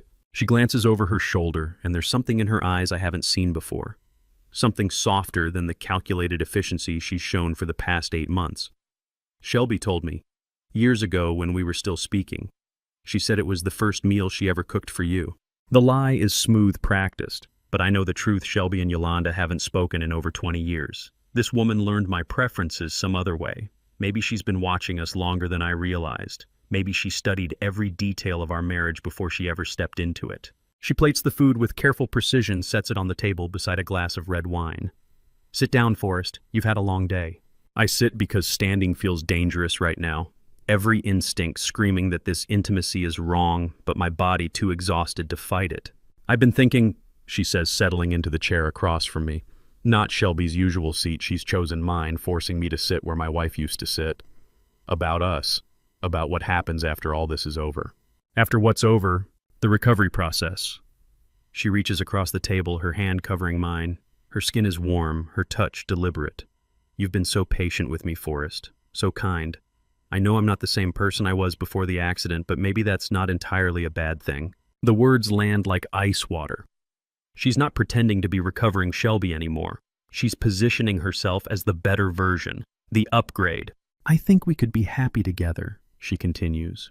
"Really happy. Without all the old baggage, all the arguments about money and my mother and whether we should have had kids. We could start fresh." I pull my hand back slowly, trying to keep my face neutral. Shelby and I never argued about having kids. Something flickers across her expression, irritation maybe, or fear that she's revealed too much. "Of course not. I'm just confused. The medication. But the damage is done. She's shown me what she wants. Not just the money, not just the assets. She wants my life, my marriage. She wants to erase Shelby completely and take her place permanently." My phone buzzes in my pocket. I pull it out, grateful for the interruption. Agent Shelton's name on the screen. "I need to take this," I say, standing up. "Now dinner's getting cold. It's important." I walk out to the garage, close the door behind me. "Agent Shelton?" "Mr. Emerson, we've made progress on the financial trail." His voice is tight with urgency. "Basil Pierce received a wire transfer of $200,000 on March 20th, 2 days before your accident." The garage tilts. I grip the workbench to steady myself. "That's not possible." "The transfer originated from an offshore account linked to your wife's sister. We're still tracing the full network, but the timing is clear. Pierce was paid in advance." "Basil and I have been flying together for 15 years. My voice sounds distant, like it belongs to someone else. "He was at my wedding. He's godfather to my nephew." "I know this is difficult," Shelton says, "but the evidence is conclusive. Pierce made 6 phone calls to a burner number registered to Yolanda Vincent between June and August of last year. The recruitment happened months before the accident. I think about every flight we've taken together, every pre-flight check where Basil stood beside me, every landing where I trusted him with my life, every beer we shared after long hauls, every Christmas bonus I fought to get him. $200,000. That's what 15 years of friendship cost, less than 0.7% of the total assets Yolanda was after. I know what you're thinking. How could someone I trusted for 15 years do this to me? Still watching good. Comment the name of one person you'd trust with your life right now. Because I'm about to find out my co-pilot sold me out for $200,000, and if that doesn't make you question everything, nothing will. I'm still putting pieces together. Let's keep going. "Mr. Emerson, are you still there?" "Yeah," I force the word out. "What happens now?"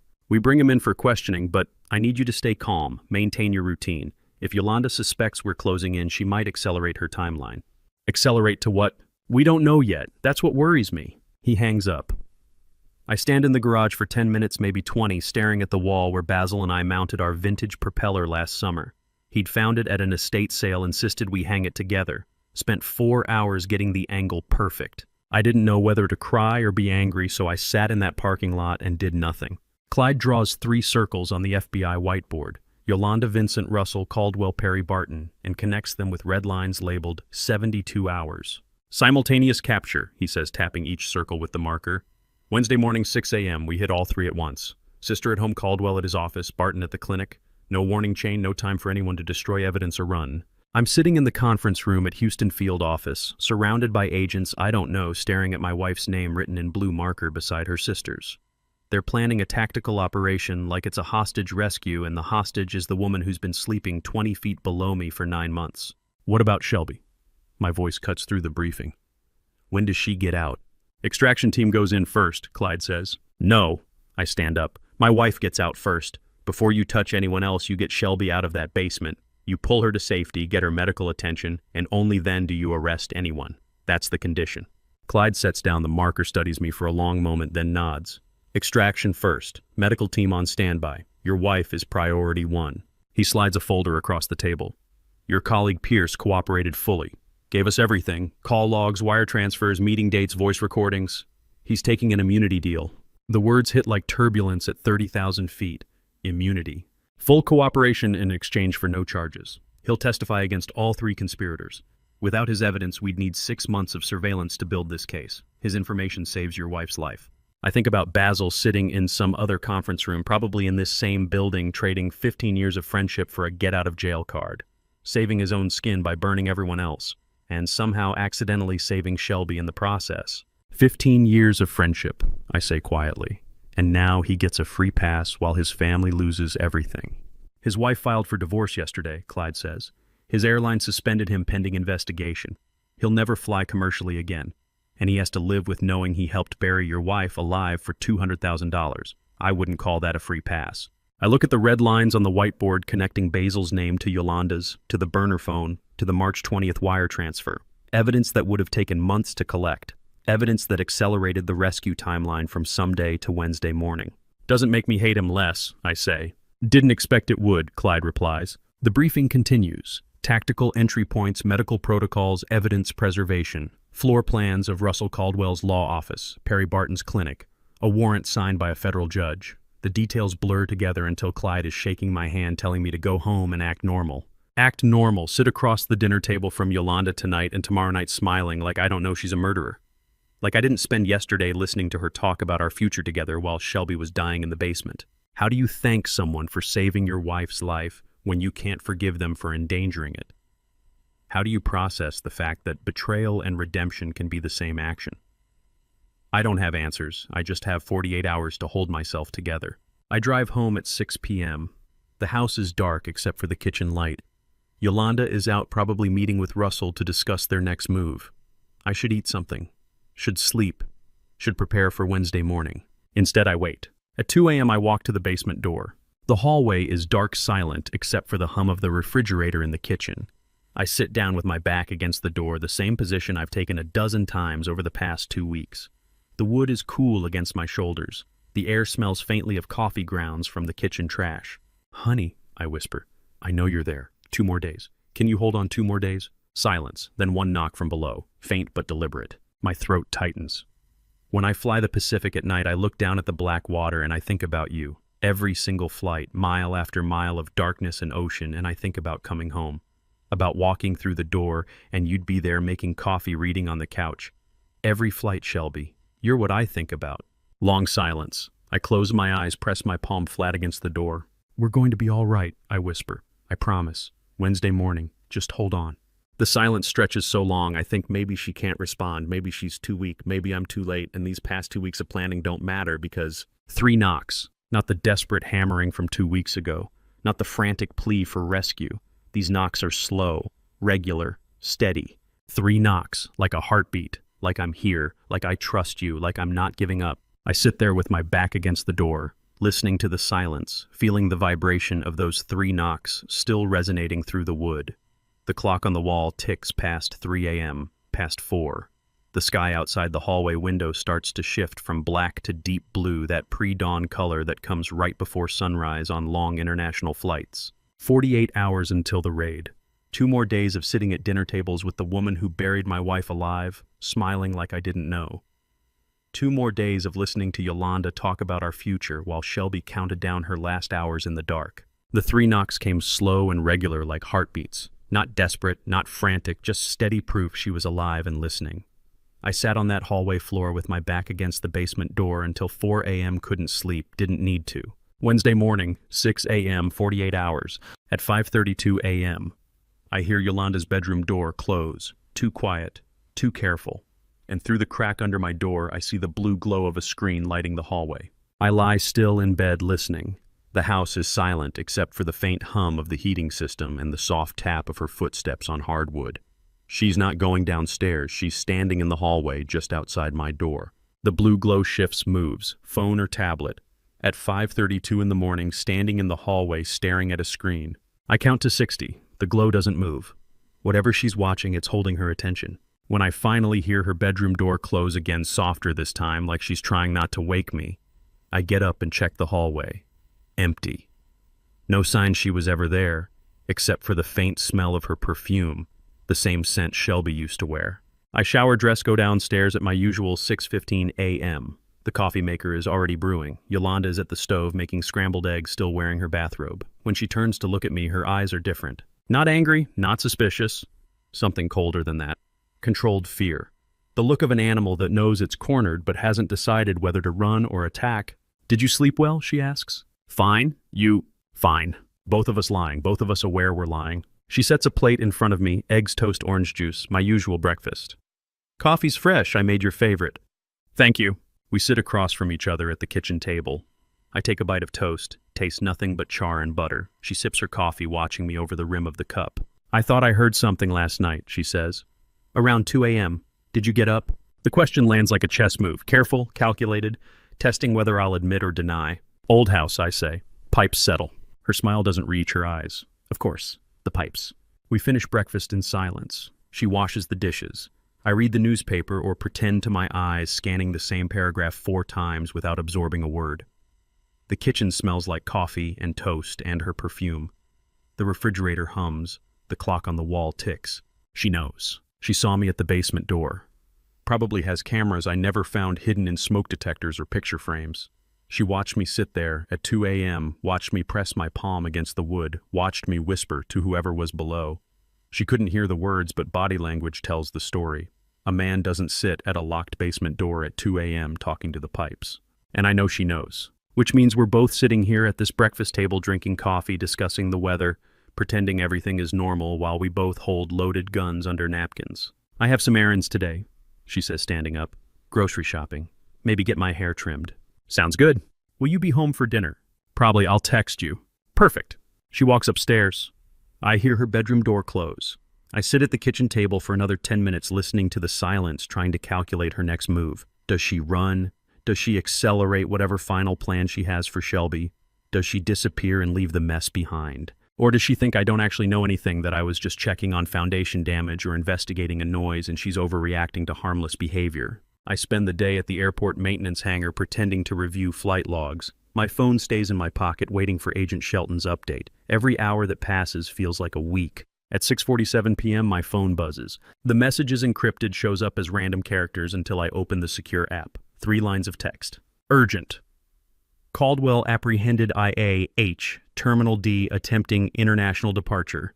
Emirates EK211 to Dubai. Full cooperation secured. Timeline compressed, raid 0630 tomorrow. Confirm ready status. I read it 3 times. Russell Caldwell tried to run. Bought a one-way ticket to the United Arab Emirates no extradition treaty and almost made it to the gate before FBI grabbed him. And now facing decades in federal prison, he's cooperating, giving them everything. Bank records, email correspondence, recorded conversations with Yolanda. The coordinated plan is now compressed to 12 hours. Raid execution tomorrow morning, 6:30 a.m. I type one word, ready. When I look up from my phone, Yolanda is standing in the doorway of the living room watching me. She's changed into jeans and a sweater, Shelby's clothes, Shelby's style, and her hair is down around her shoulders. What are you looking at? She asks. Nothing, just work email. You had a strange expression. Did I She walks over, sits on the couch across from me. The TV is on some cooking show neither of us is watching. The room smells like the candle she lit earlier, vanilla and cinnamon. I was just thinking, I say, how much you look like Shelby. Her smile freezes for half a second. I am Shelby. Of course. I just mean more than before, like you're getting better, recovering. The doctors said it would take time. They did.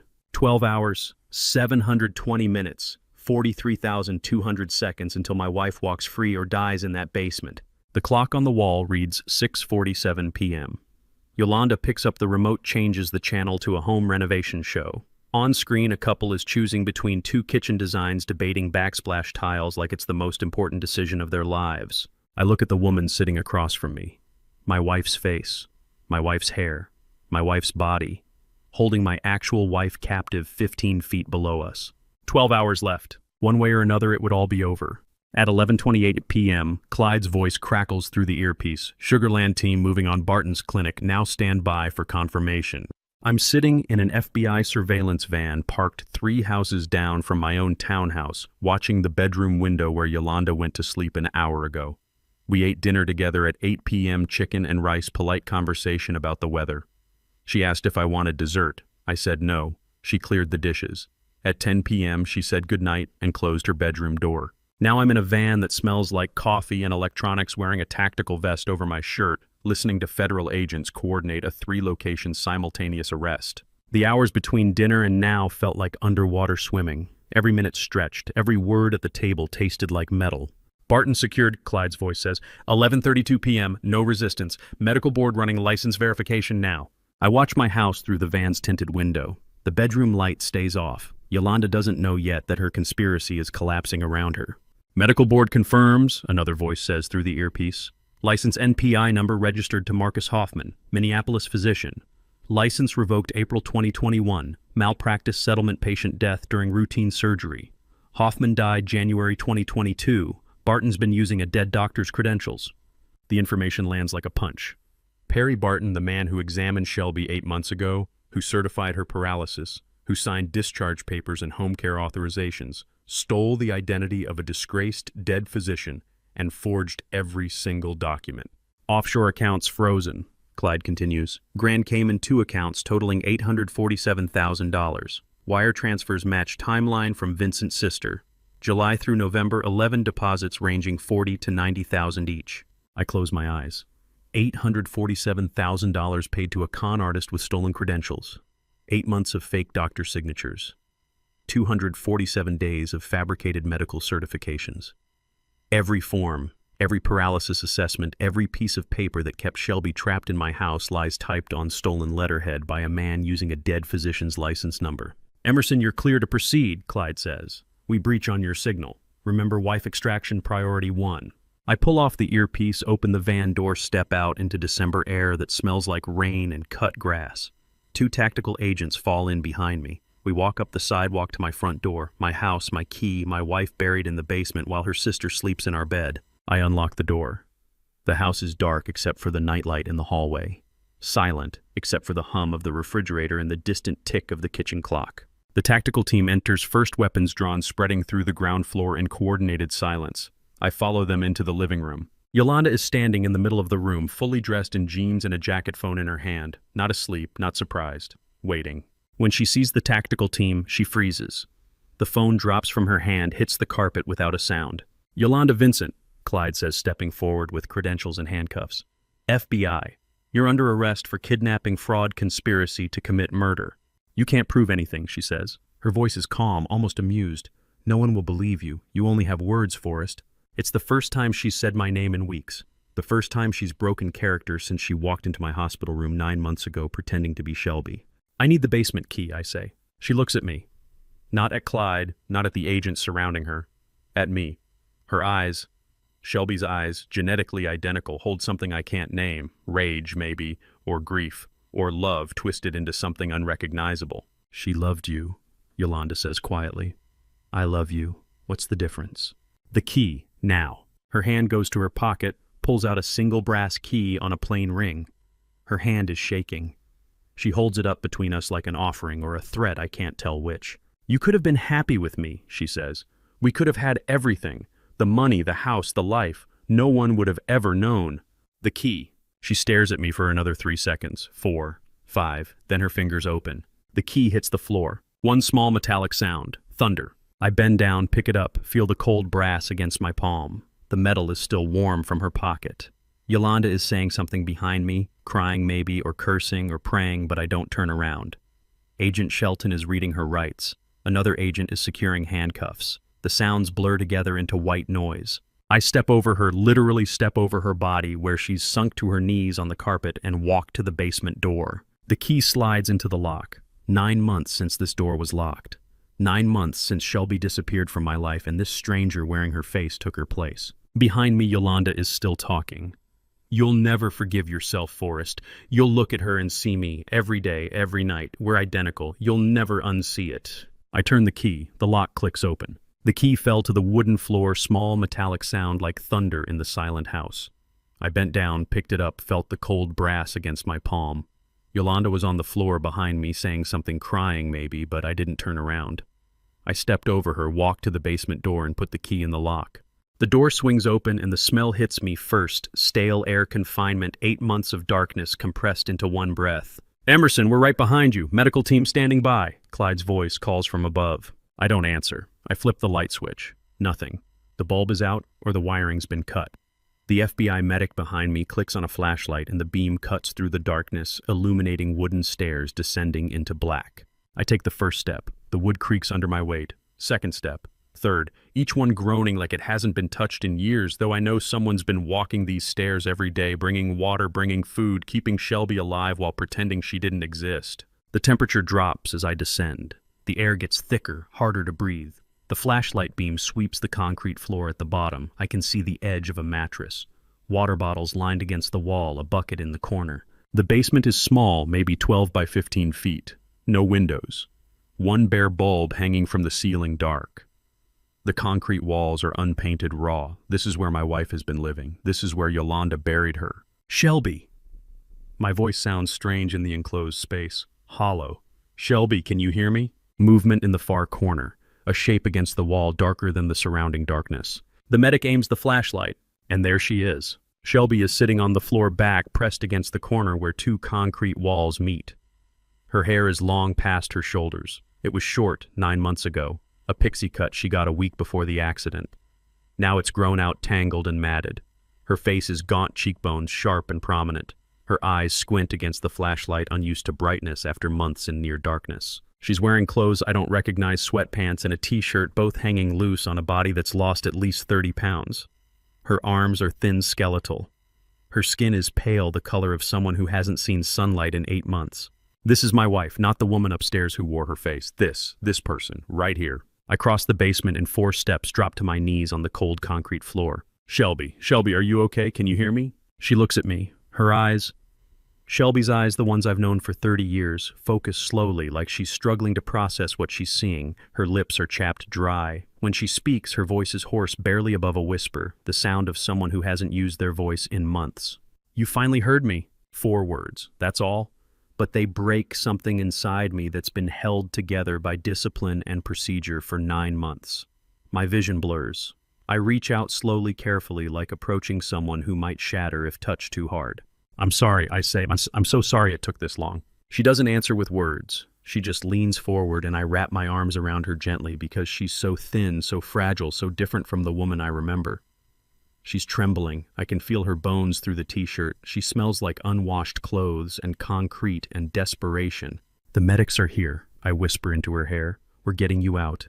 We're taking you to the hospital. You're safe now. Her arms come up slowly, wrap around my back.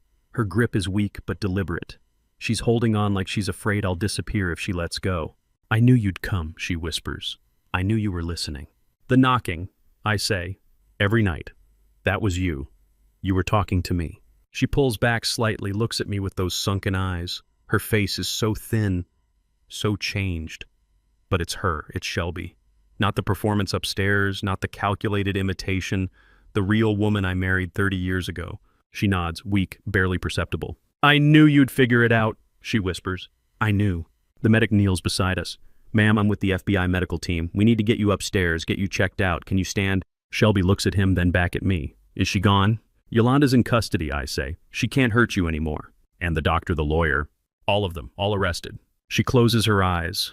One tear runs down her cheek, cutting a clean line through the dust and grime on her face. Then she lifts her hand, weak, trembling bones, visible through thin skin, like the whole structure of her body has been worn down to its essential framework, and reaches toward me. Her fingers touch my shoulder. Tap, tap, tap.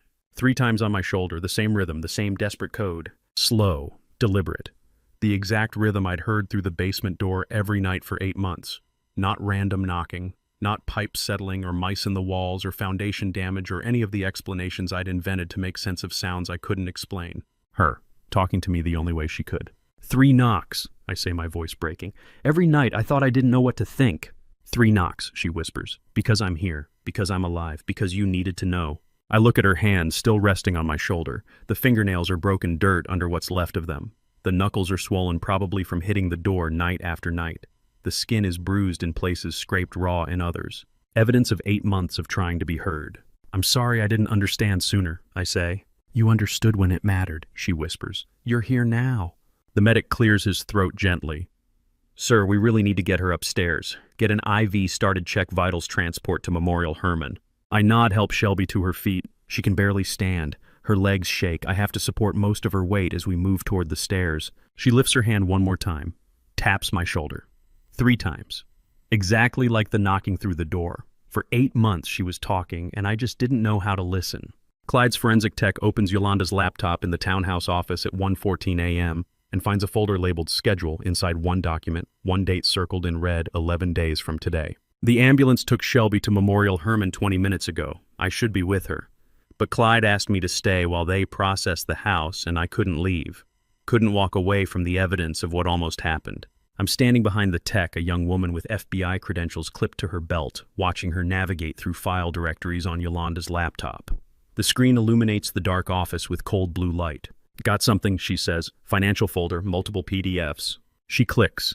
The first document loads. Life insurance policy, issued August 2024, 4 months ago. Policyholder Shelby Emerson. Coverage amount $8 million. My throat tightens. Beneficiary, the text says, scrolling down. Seabrook Holdings, LLC, Delaware Corporation. Clyde leans over my shoulder. Run the LLC registration. The tech pulls up another window, types rapidly. Registered agent matches Vincent's attorney, Russell Caldwell, single member Yolanda Marie Vincent. $8 million, on top of everything else, the inheritance, the secret account, the house, the fraudulent mortgage. She was going to collect on my wife's life insurance by killing the woman whose identity she'd stolen. There's another file, the text says, just labeled Schedule. She opens it. A single-page document, no letterhead, no formatting, just 3 lines of text. Subject: expiration due to ongoing health complications. Optimal window: December 26, 2024. Execution method: medication, interaction, cardiac event, natural appearance. I read the date again, December 26th, 11 days from now. She was going to kill Shelby, I say. My voice sounds distant. 11 more days. Clyde's hand grips my shoulder. If we'd waited another week to move, we didn't. But we almost did.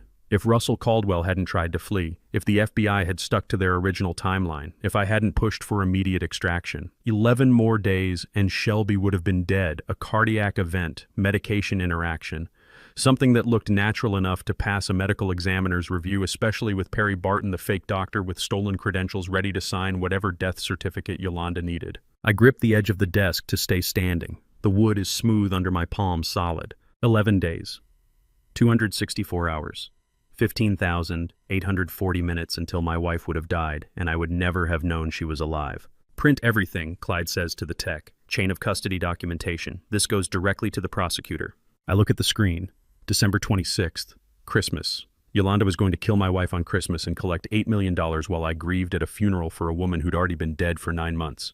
Come on, Clyde says. There's nothing more you need to see here. Go to the hospital. Be with Shelby. But 6 hours later at 7:30 a.m., I'm standing in the FBI Houston field office watching Yolanda Vincent through a one-way mirror. She's sitting at a metal table in an interrogation room, hands folded in front of her, still wearing the same jeans and jacket from last night. Her hair is pulled back in a ponytail. No tears, no shaking, no visible distress. She looks like someone waiting for a bus, not someone facing federal kidnapping and conspiracy charges.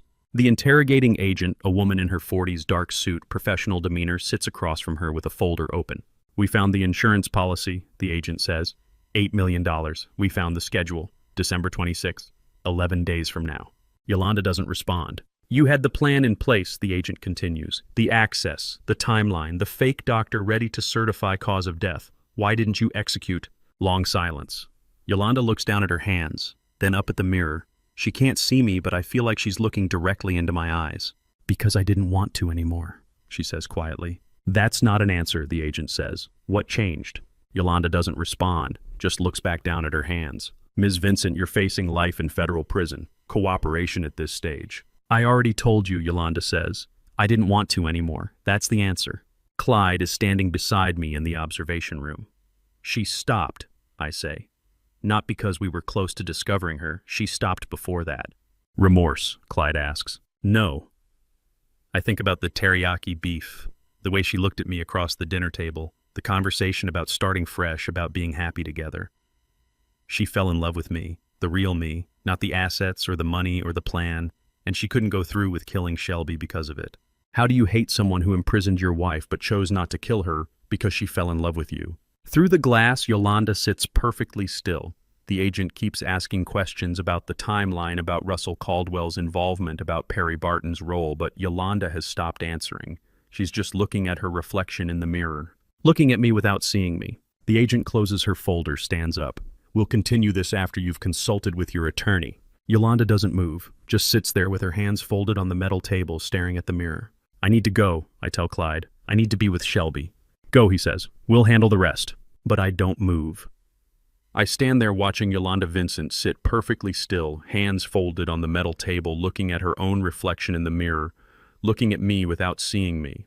The agent kept asking why she stopped, what changed, but I already knew.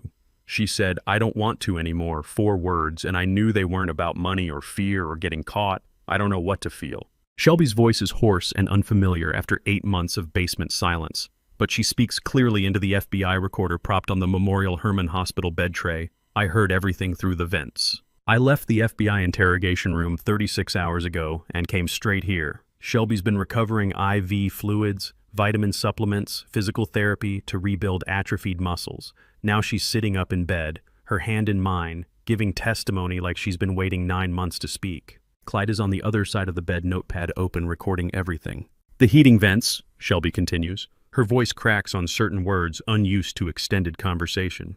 She didn't know sound carried to the basement. I heard names, numbers, plans. Can you tell us what you heard? Clyde asks. Shelby nods. Russell Caldwell visited twice, talked about estate transfer timing, probate schedules. Perry Barton came once worried about the certification trail, wanted assurance his fake credentials wouldn't be traced, and 4 others I didn't recognize. She recites names: Sarah Mitchell, Gregory Barnes, Olivia Freeman, Marcus Donovan, then account numbers, Grand Cayman routing codes, wire transfer amounts, meeting dates from July through November. I memorized everything I heard, she says. Had nothing else to do but listen and remember. I squeeze her hand. The bones feel fragile under my palm, but her grip is stronger than yesterday, stronger than it was in the basement 2 nights ago. These details are extremely helpful, Mrs. Emerson, Clyde says. We'll verify everything against our investigation. Shelby looks at me. Her eyes are clearer now, less haunted than when I found her in the dark. Did I help? You helped, I say. You did everything right. But 6 hours later, Clyde pulls me aside in the FBI Houston field office hallway, away from other agents, and his expression tells me something's wrong. Your wife's testimony, he says quietly. 70% matches our investigation. The other 30% dead ends. I don't understand. What do you mean? The 4 additional names she provided, none of them match any leads we've developed. The account numbers trace to empty shell corporations established last month, too recent to be part of the original conspiracy. The realization hits slow then all at once. Yolanda knew Shelby was listening. She fed false names through those vents deliberately, Clyde confirms. Sacrificial pawns. If Shelby escaped and testified, we'd waste resources chasing ghosts while real accomplices disappeared. Even the victim's testimony was a minefield. Even rescue came with traps. But you said 70% matches, I say. Russell Caldwell, Perry Barton, those were real. Yes. She had to mix truth with lies to make it believable. Caldwell and Barton were always going down, she sacrificed them. But the 4 additional names were insurance, decoys to protect higher-level accomplices we hadn't identified yet. Had I catch the past tense. Clyde nods. We got Trina Hart independently this morning. Bank official 51 works in Wells Fargo's Fraud Investigation Division. Been feeding Yolanda inside information on transaction monitoring for 18 months. Forensic accounting caught her not testimony. We traced irregular access patterns to offshore account verification systems. He shows me a photo. A woman in business attire, professional headshot, Trina Hart. I've never seen her before. The real network is dismantled, Clyde says, but not because of what Shelby heard through the vents, because of what we found independently. I lean against the hallway wall. The fluorescent lights overhead hum sterile and constant. Does Shelby know? I ask. We briefed her an hour ago, Clyde says. She took it well. Said she should have realized your sister-in-law was too loud on those calls, too specific with the numbers, wanted Shelby to hear. That night I returned to Memorial Hermann. The hospital smells like antiseptic and floor wax. Shelby's watching the local news on the TV mounted to the wall footage of arrests FBI agents leading suspects into federal courthouse. Russell Caldwell in an orange jumpsuit, Perry Barton with his hands cuffed, Trina Hart being escorted from the Wells Fargo building downtown. They verified everything independently, Shelby says when I walk in. She's not looking at me, just at the screen. Didn't just believe me. You gave them the starting point, I say. That matters. She shakes her head. The starting point was wrong, 30% false. If they'd believed me without verification, real criminals would have walked. I sit in the chair beside her bed. The vinyl creaks under my weight. The FBI told me you weren't surprised about the planted names. I wasn't. She finally looks at me. Yolanda was always 3 steps ahead. Even in the basement, she was controlling what I knew, what I could report if I escaped. The only difference this time is that someone actually listened carefully enough to catch the lies. On the TV screen, they're showing Yolanda's arrest footage from Thursday morning. The tactical team entering our townhouse. Shelby watches without expression. Finally, you can hear, she says. The words stop me cold. 2 words, 3 syllables each. Finally, and you can hear. The second time she said them, and this time I understand what I missed the first time. You said that before, I tell her. In the basement, when I found you. I know. She looks at me now, not at the screen. This time you'll never forget what it means. First time meant you found me. You physically heard the knocking, decoded the pattern, came to the basement door. Second time means you actually listened. The FBI listened. Everyone verified instead of assuming. Truth was separated from lies through careful attention. I won't forget, I say. My wife looked at me through the hospital screen showing Trina Hart's arrest footage and said it again. Finally, you can hear. She'd said it once before in the basement when I found her after 8 months. This was the second time. First time meant you found me. Second time meant you actually listened. I will never forget.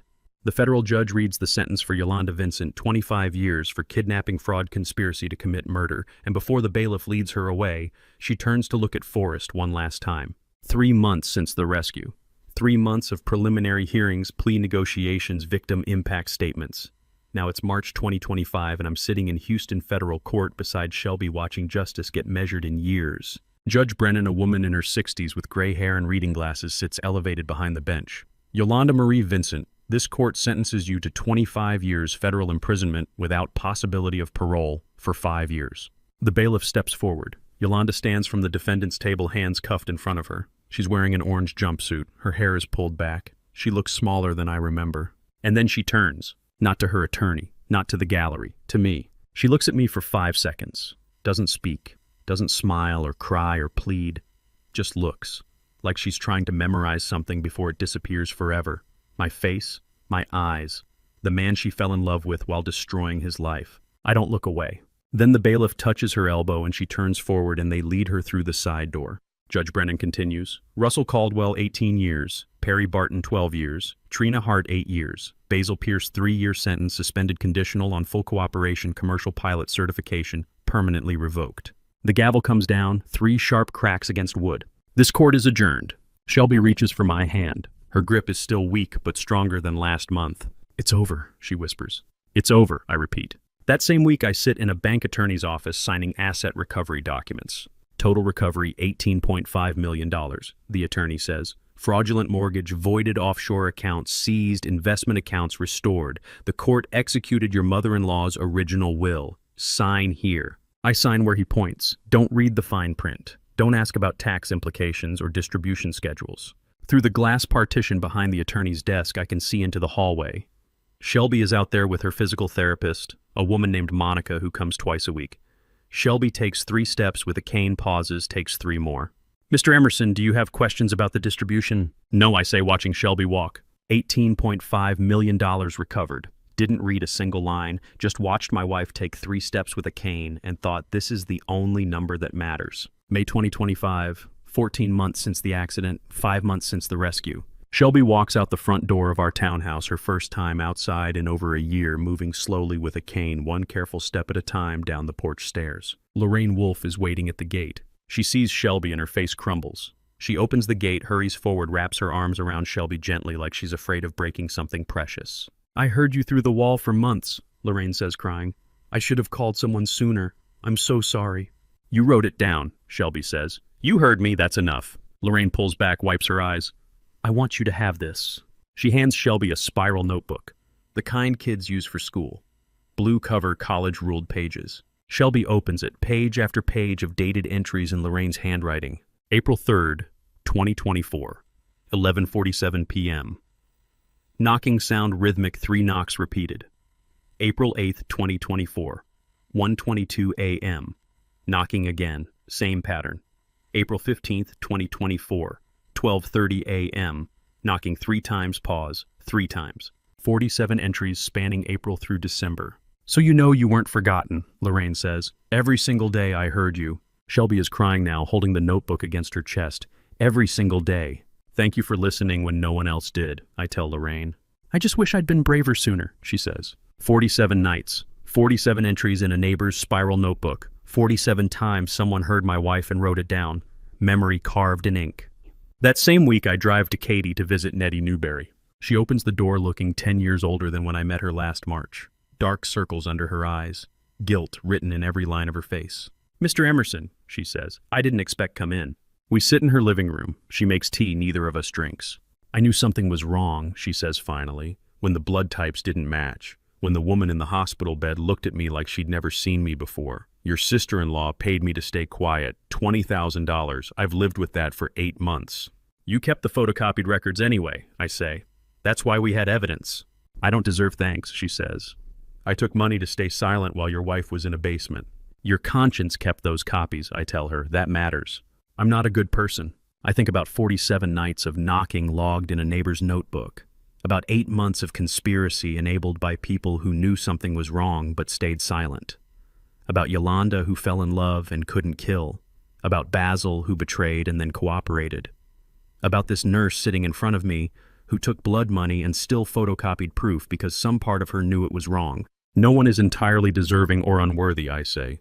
You did the right thing when it mattered most.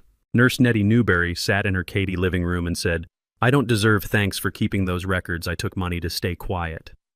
I thought about 47 nights of knocking logged in a neighbor's notebook, 8 months of a conspiracy enabled by people who knew something was wrong but stayed silent, and one nurse whose conscience made her photocopy proof anyway. I said, no one is entirely deserving or unworthy. You did the right thing when it mattered most. And I meant it. 6 months after the rescue, I sit in a Boeing 777 cockpit at 35,000 feet over the Pacific Ocean at night, and for the first time in a year, when I look down at the black water, I don't feel afraid. The instrument panel glows soft blue and green. The autopilot is engaged.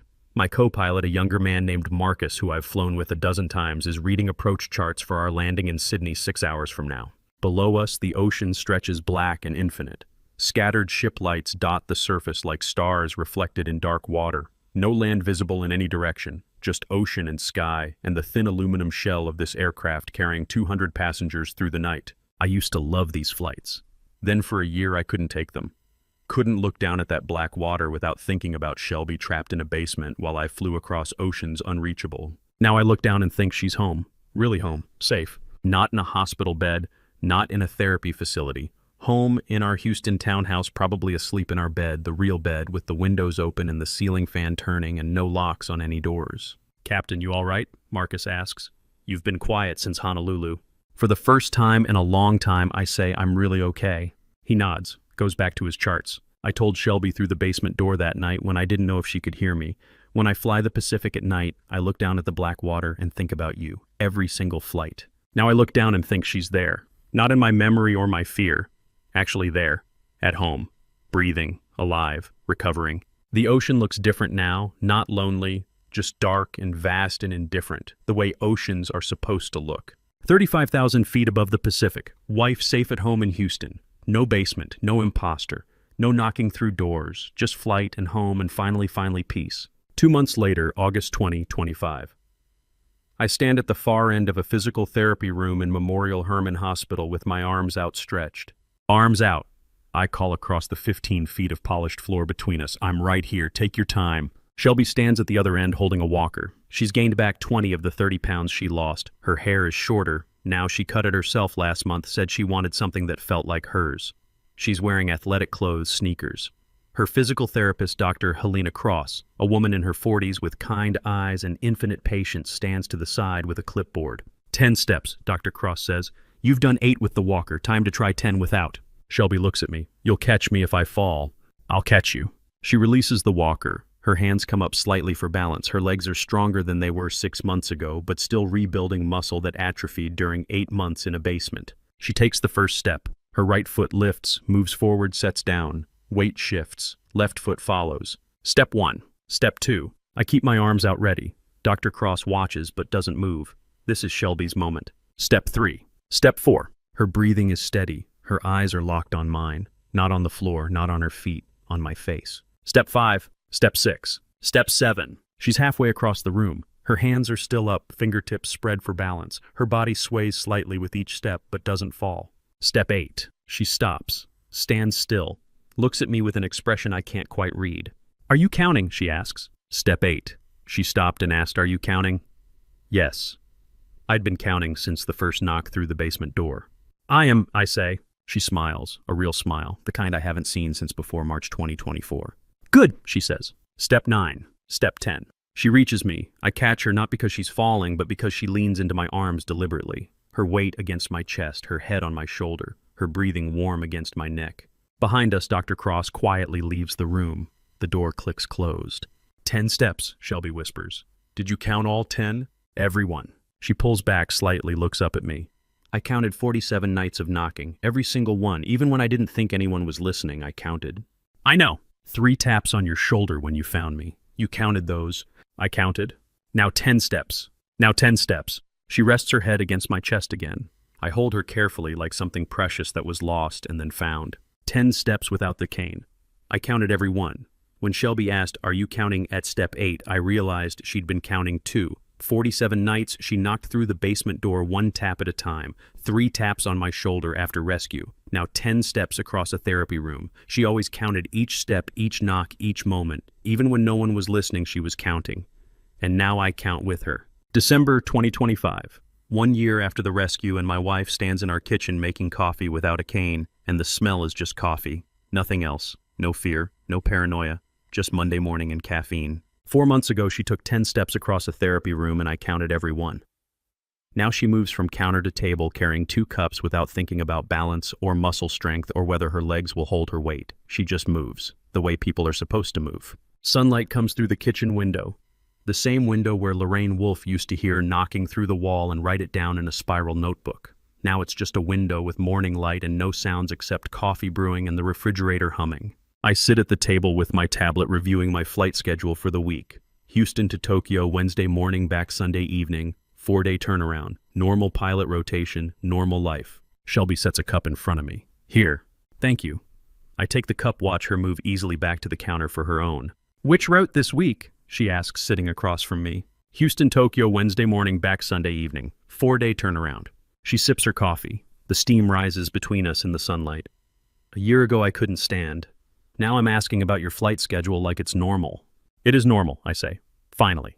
A year ago today, December 15th, 2024, FBI agents breached our townhouse at 12:15 a.m.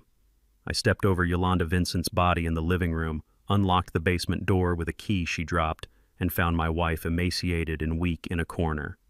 Now Shelby sits across from me drinking coffee she made herself, asking about my work schedule, planning her week. This is what victory looks like. Not dramatic, not cinematic, just Monday morning coffee and sunlight and normal conversation about flight schedules. She looks at me over the rim of her cup and there's a slight smile on her face, something mischievous in her eyes.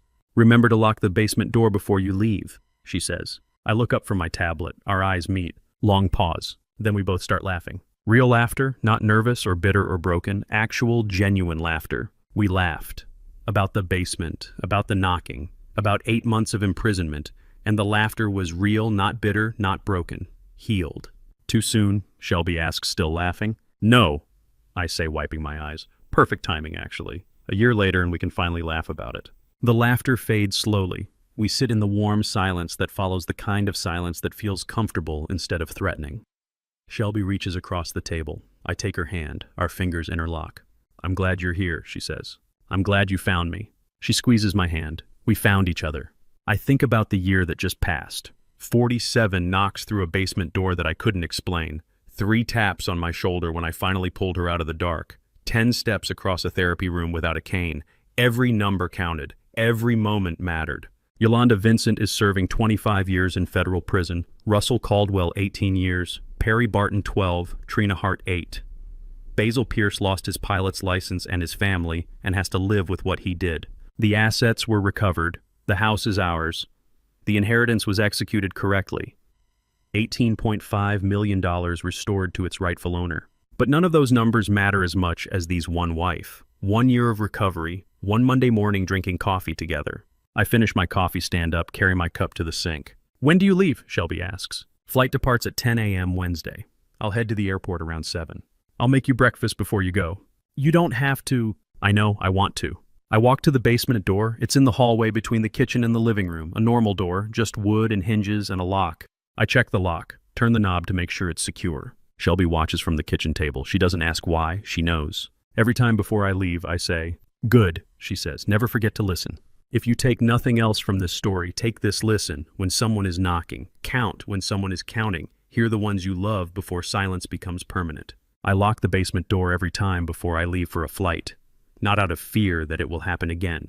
Not out of paranoia or trauma that controls me. Out of remembrance. So I never fall asleep so soundly that I don't hear the one I love knocking. So I never stop counting the moments that matter. So I never forget that the most important numbers in life aren't dollar amounts or prison sentences or asset valuations.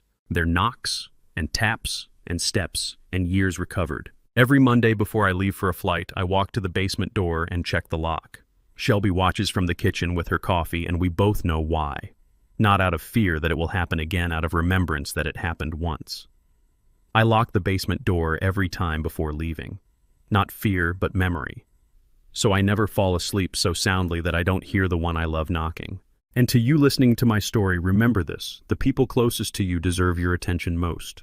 Don't make my mistake. I was so focused on being a good caregiver that I stopped truly seeing the person in front of me. I didn't ask hard questions when blood types didn't match. I didn't investigate when my wife's personality shifted overnight. I accepted the convenient explanation because questioning felt like doubt, and I thought doubt meant I wasn't devoted enough. But doubt isn't disloyalty. Sometimes it's love protecting itself. Family betrayal cuts deeper than any stranger's crime because it exploits the trust we rely on most. When someone who shares your blood uses that intimacy as a weapon, it rewrites your understanding of safety. But healing isn't about forgetting, it's about counting what matters: 47 knocks, 3 taps, 10 steps without a cane. I believe God allowed me to hear those knocks so I'd never stop listening when the ones I love need me to hear them. Family betrayal taught me that love means staying awake, staying vigilant, never assuming silence means everything is fine. If this story moved, you leave a comment. Have you ever had to choose between trusting your instincts and trusting someone you love? Your perspective matters. Share this with someone who needs to hear it. And if you want more stories about resilience and finding truth, subscribe to. I share these stories because they matter, and so do you. Thank you for staying until the very end. It means more than you know. Final reminder: certain details have been fictionalized for storytelling. But the heart of this message about listening, counting what matters, and never falling asleep to the people you love, that's real.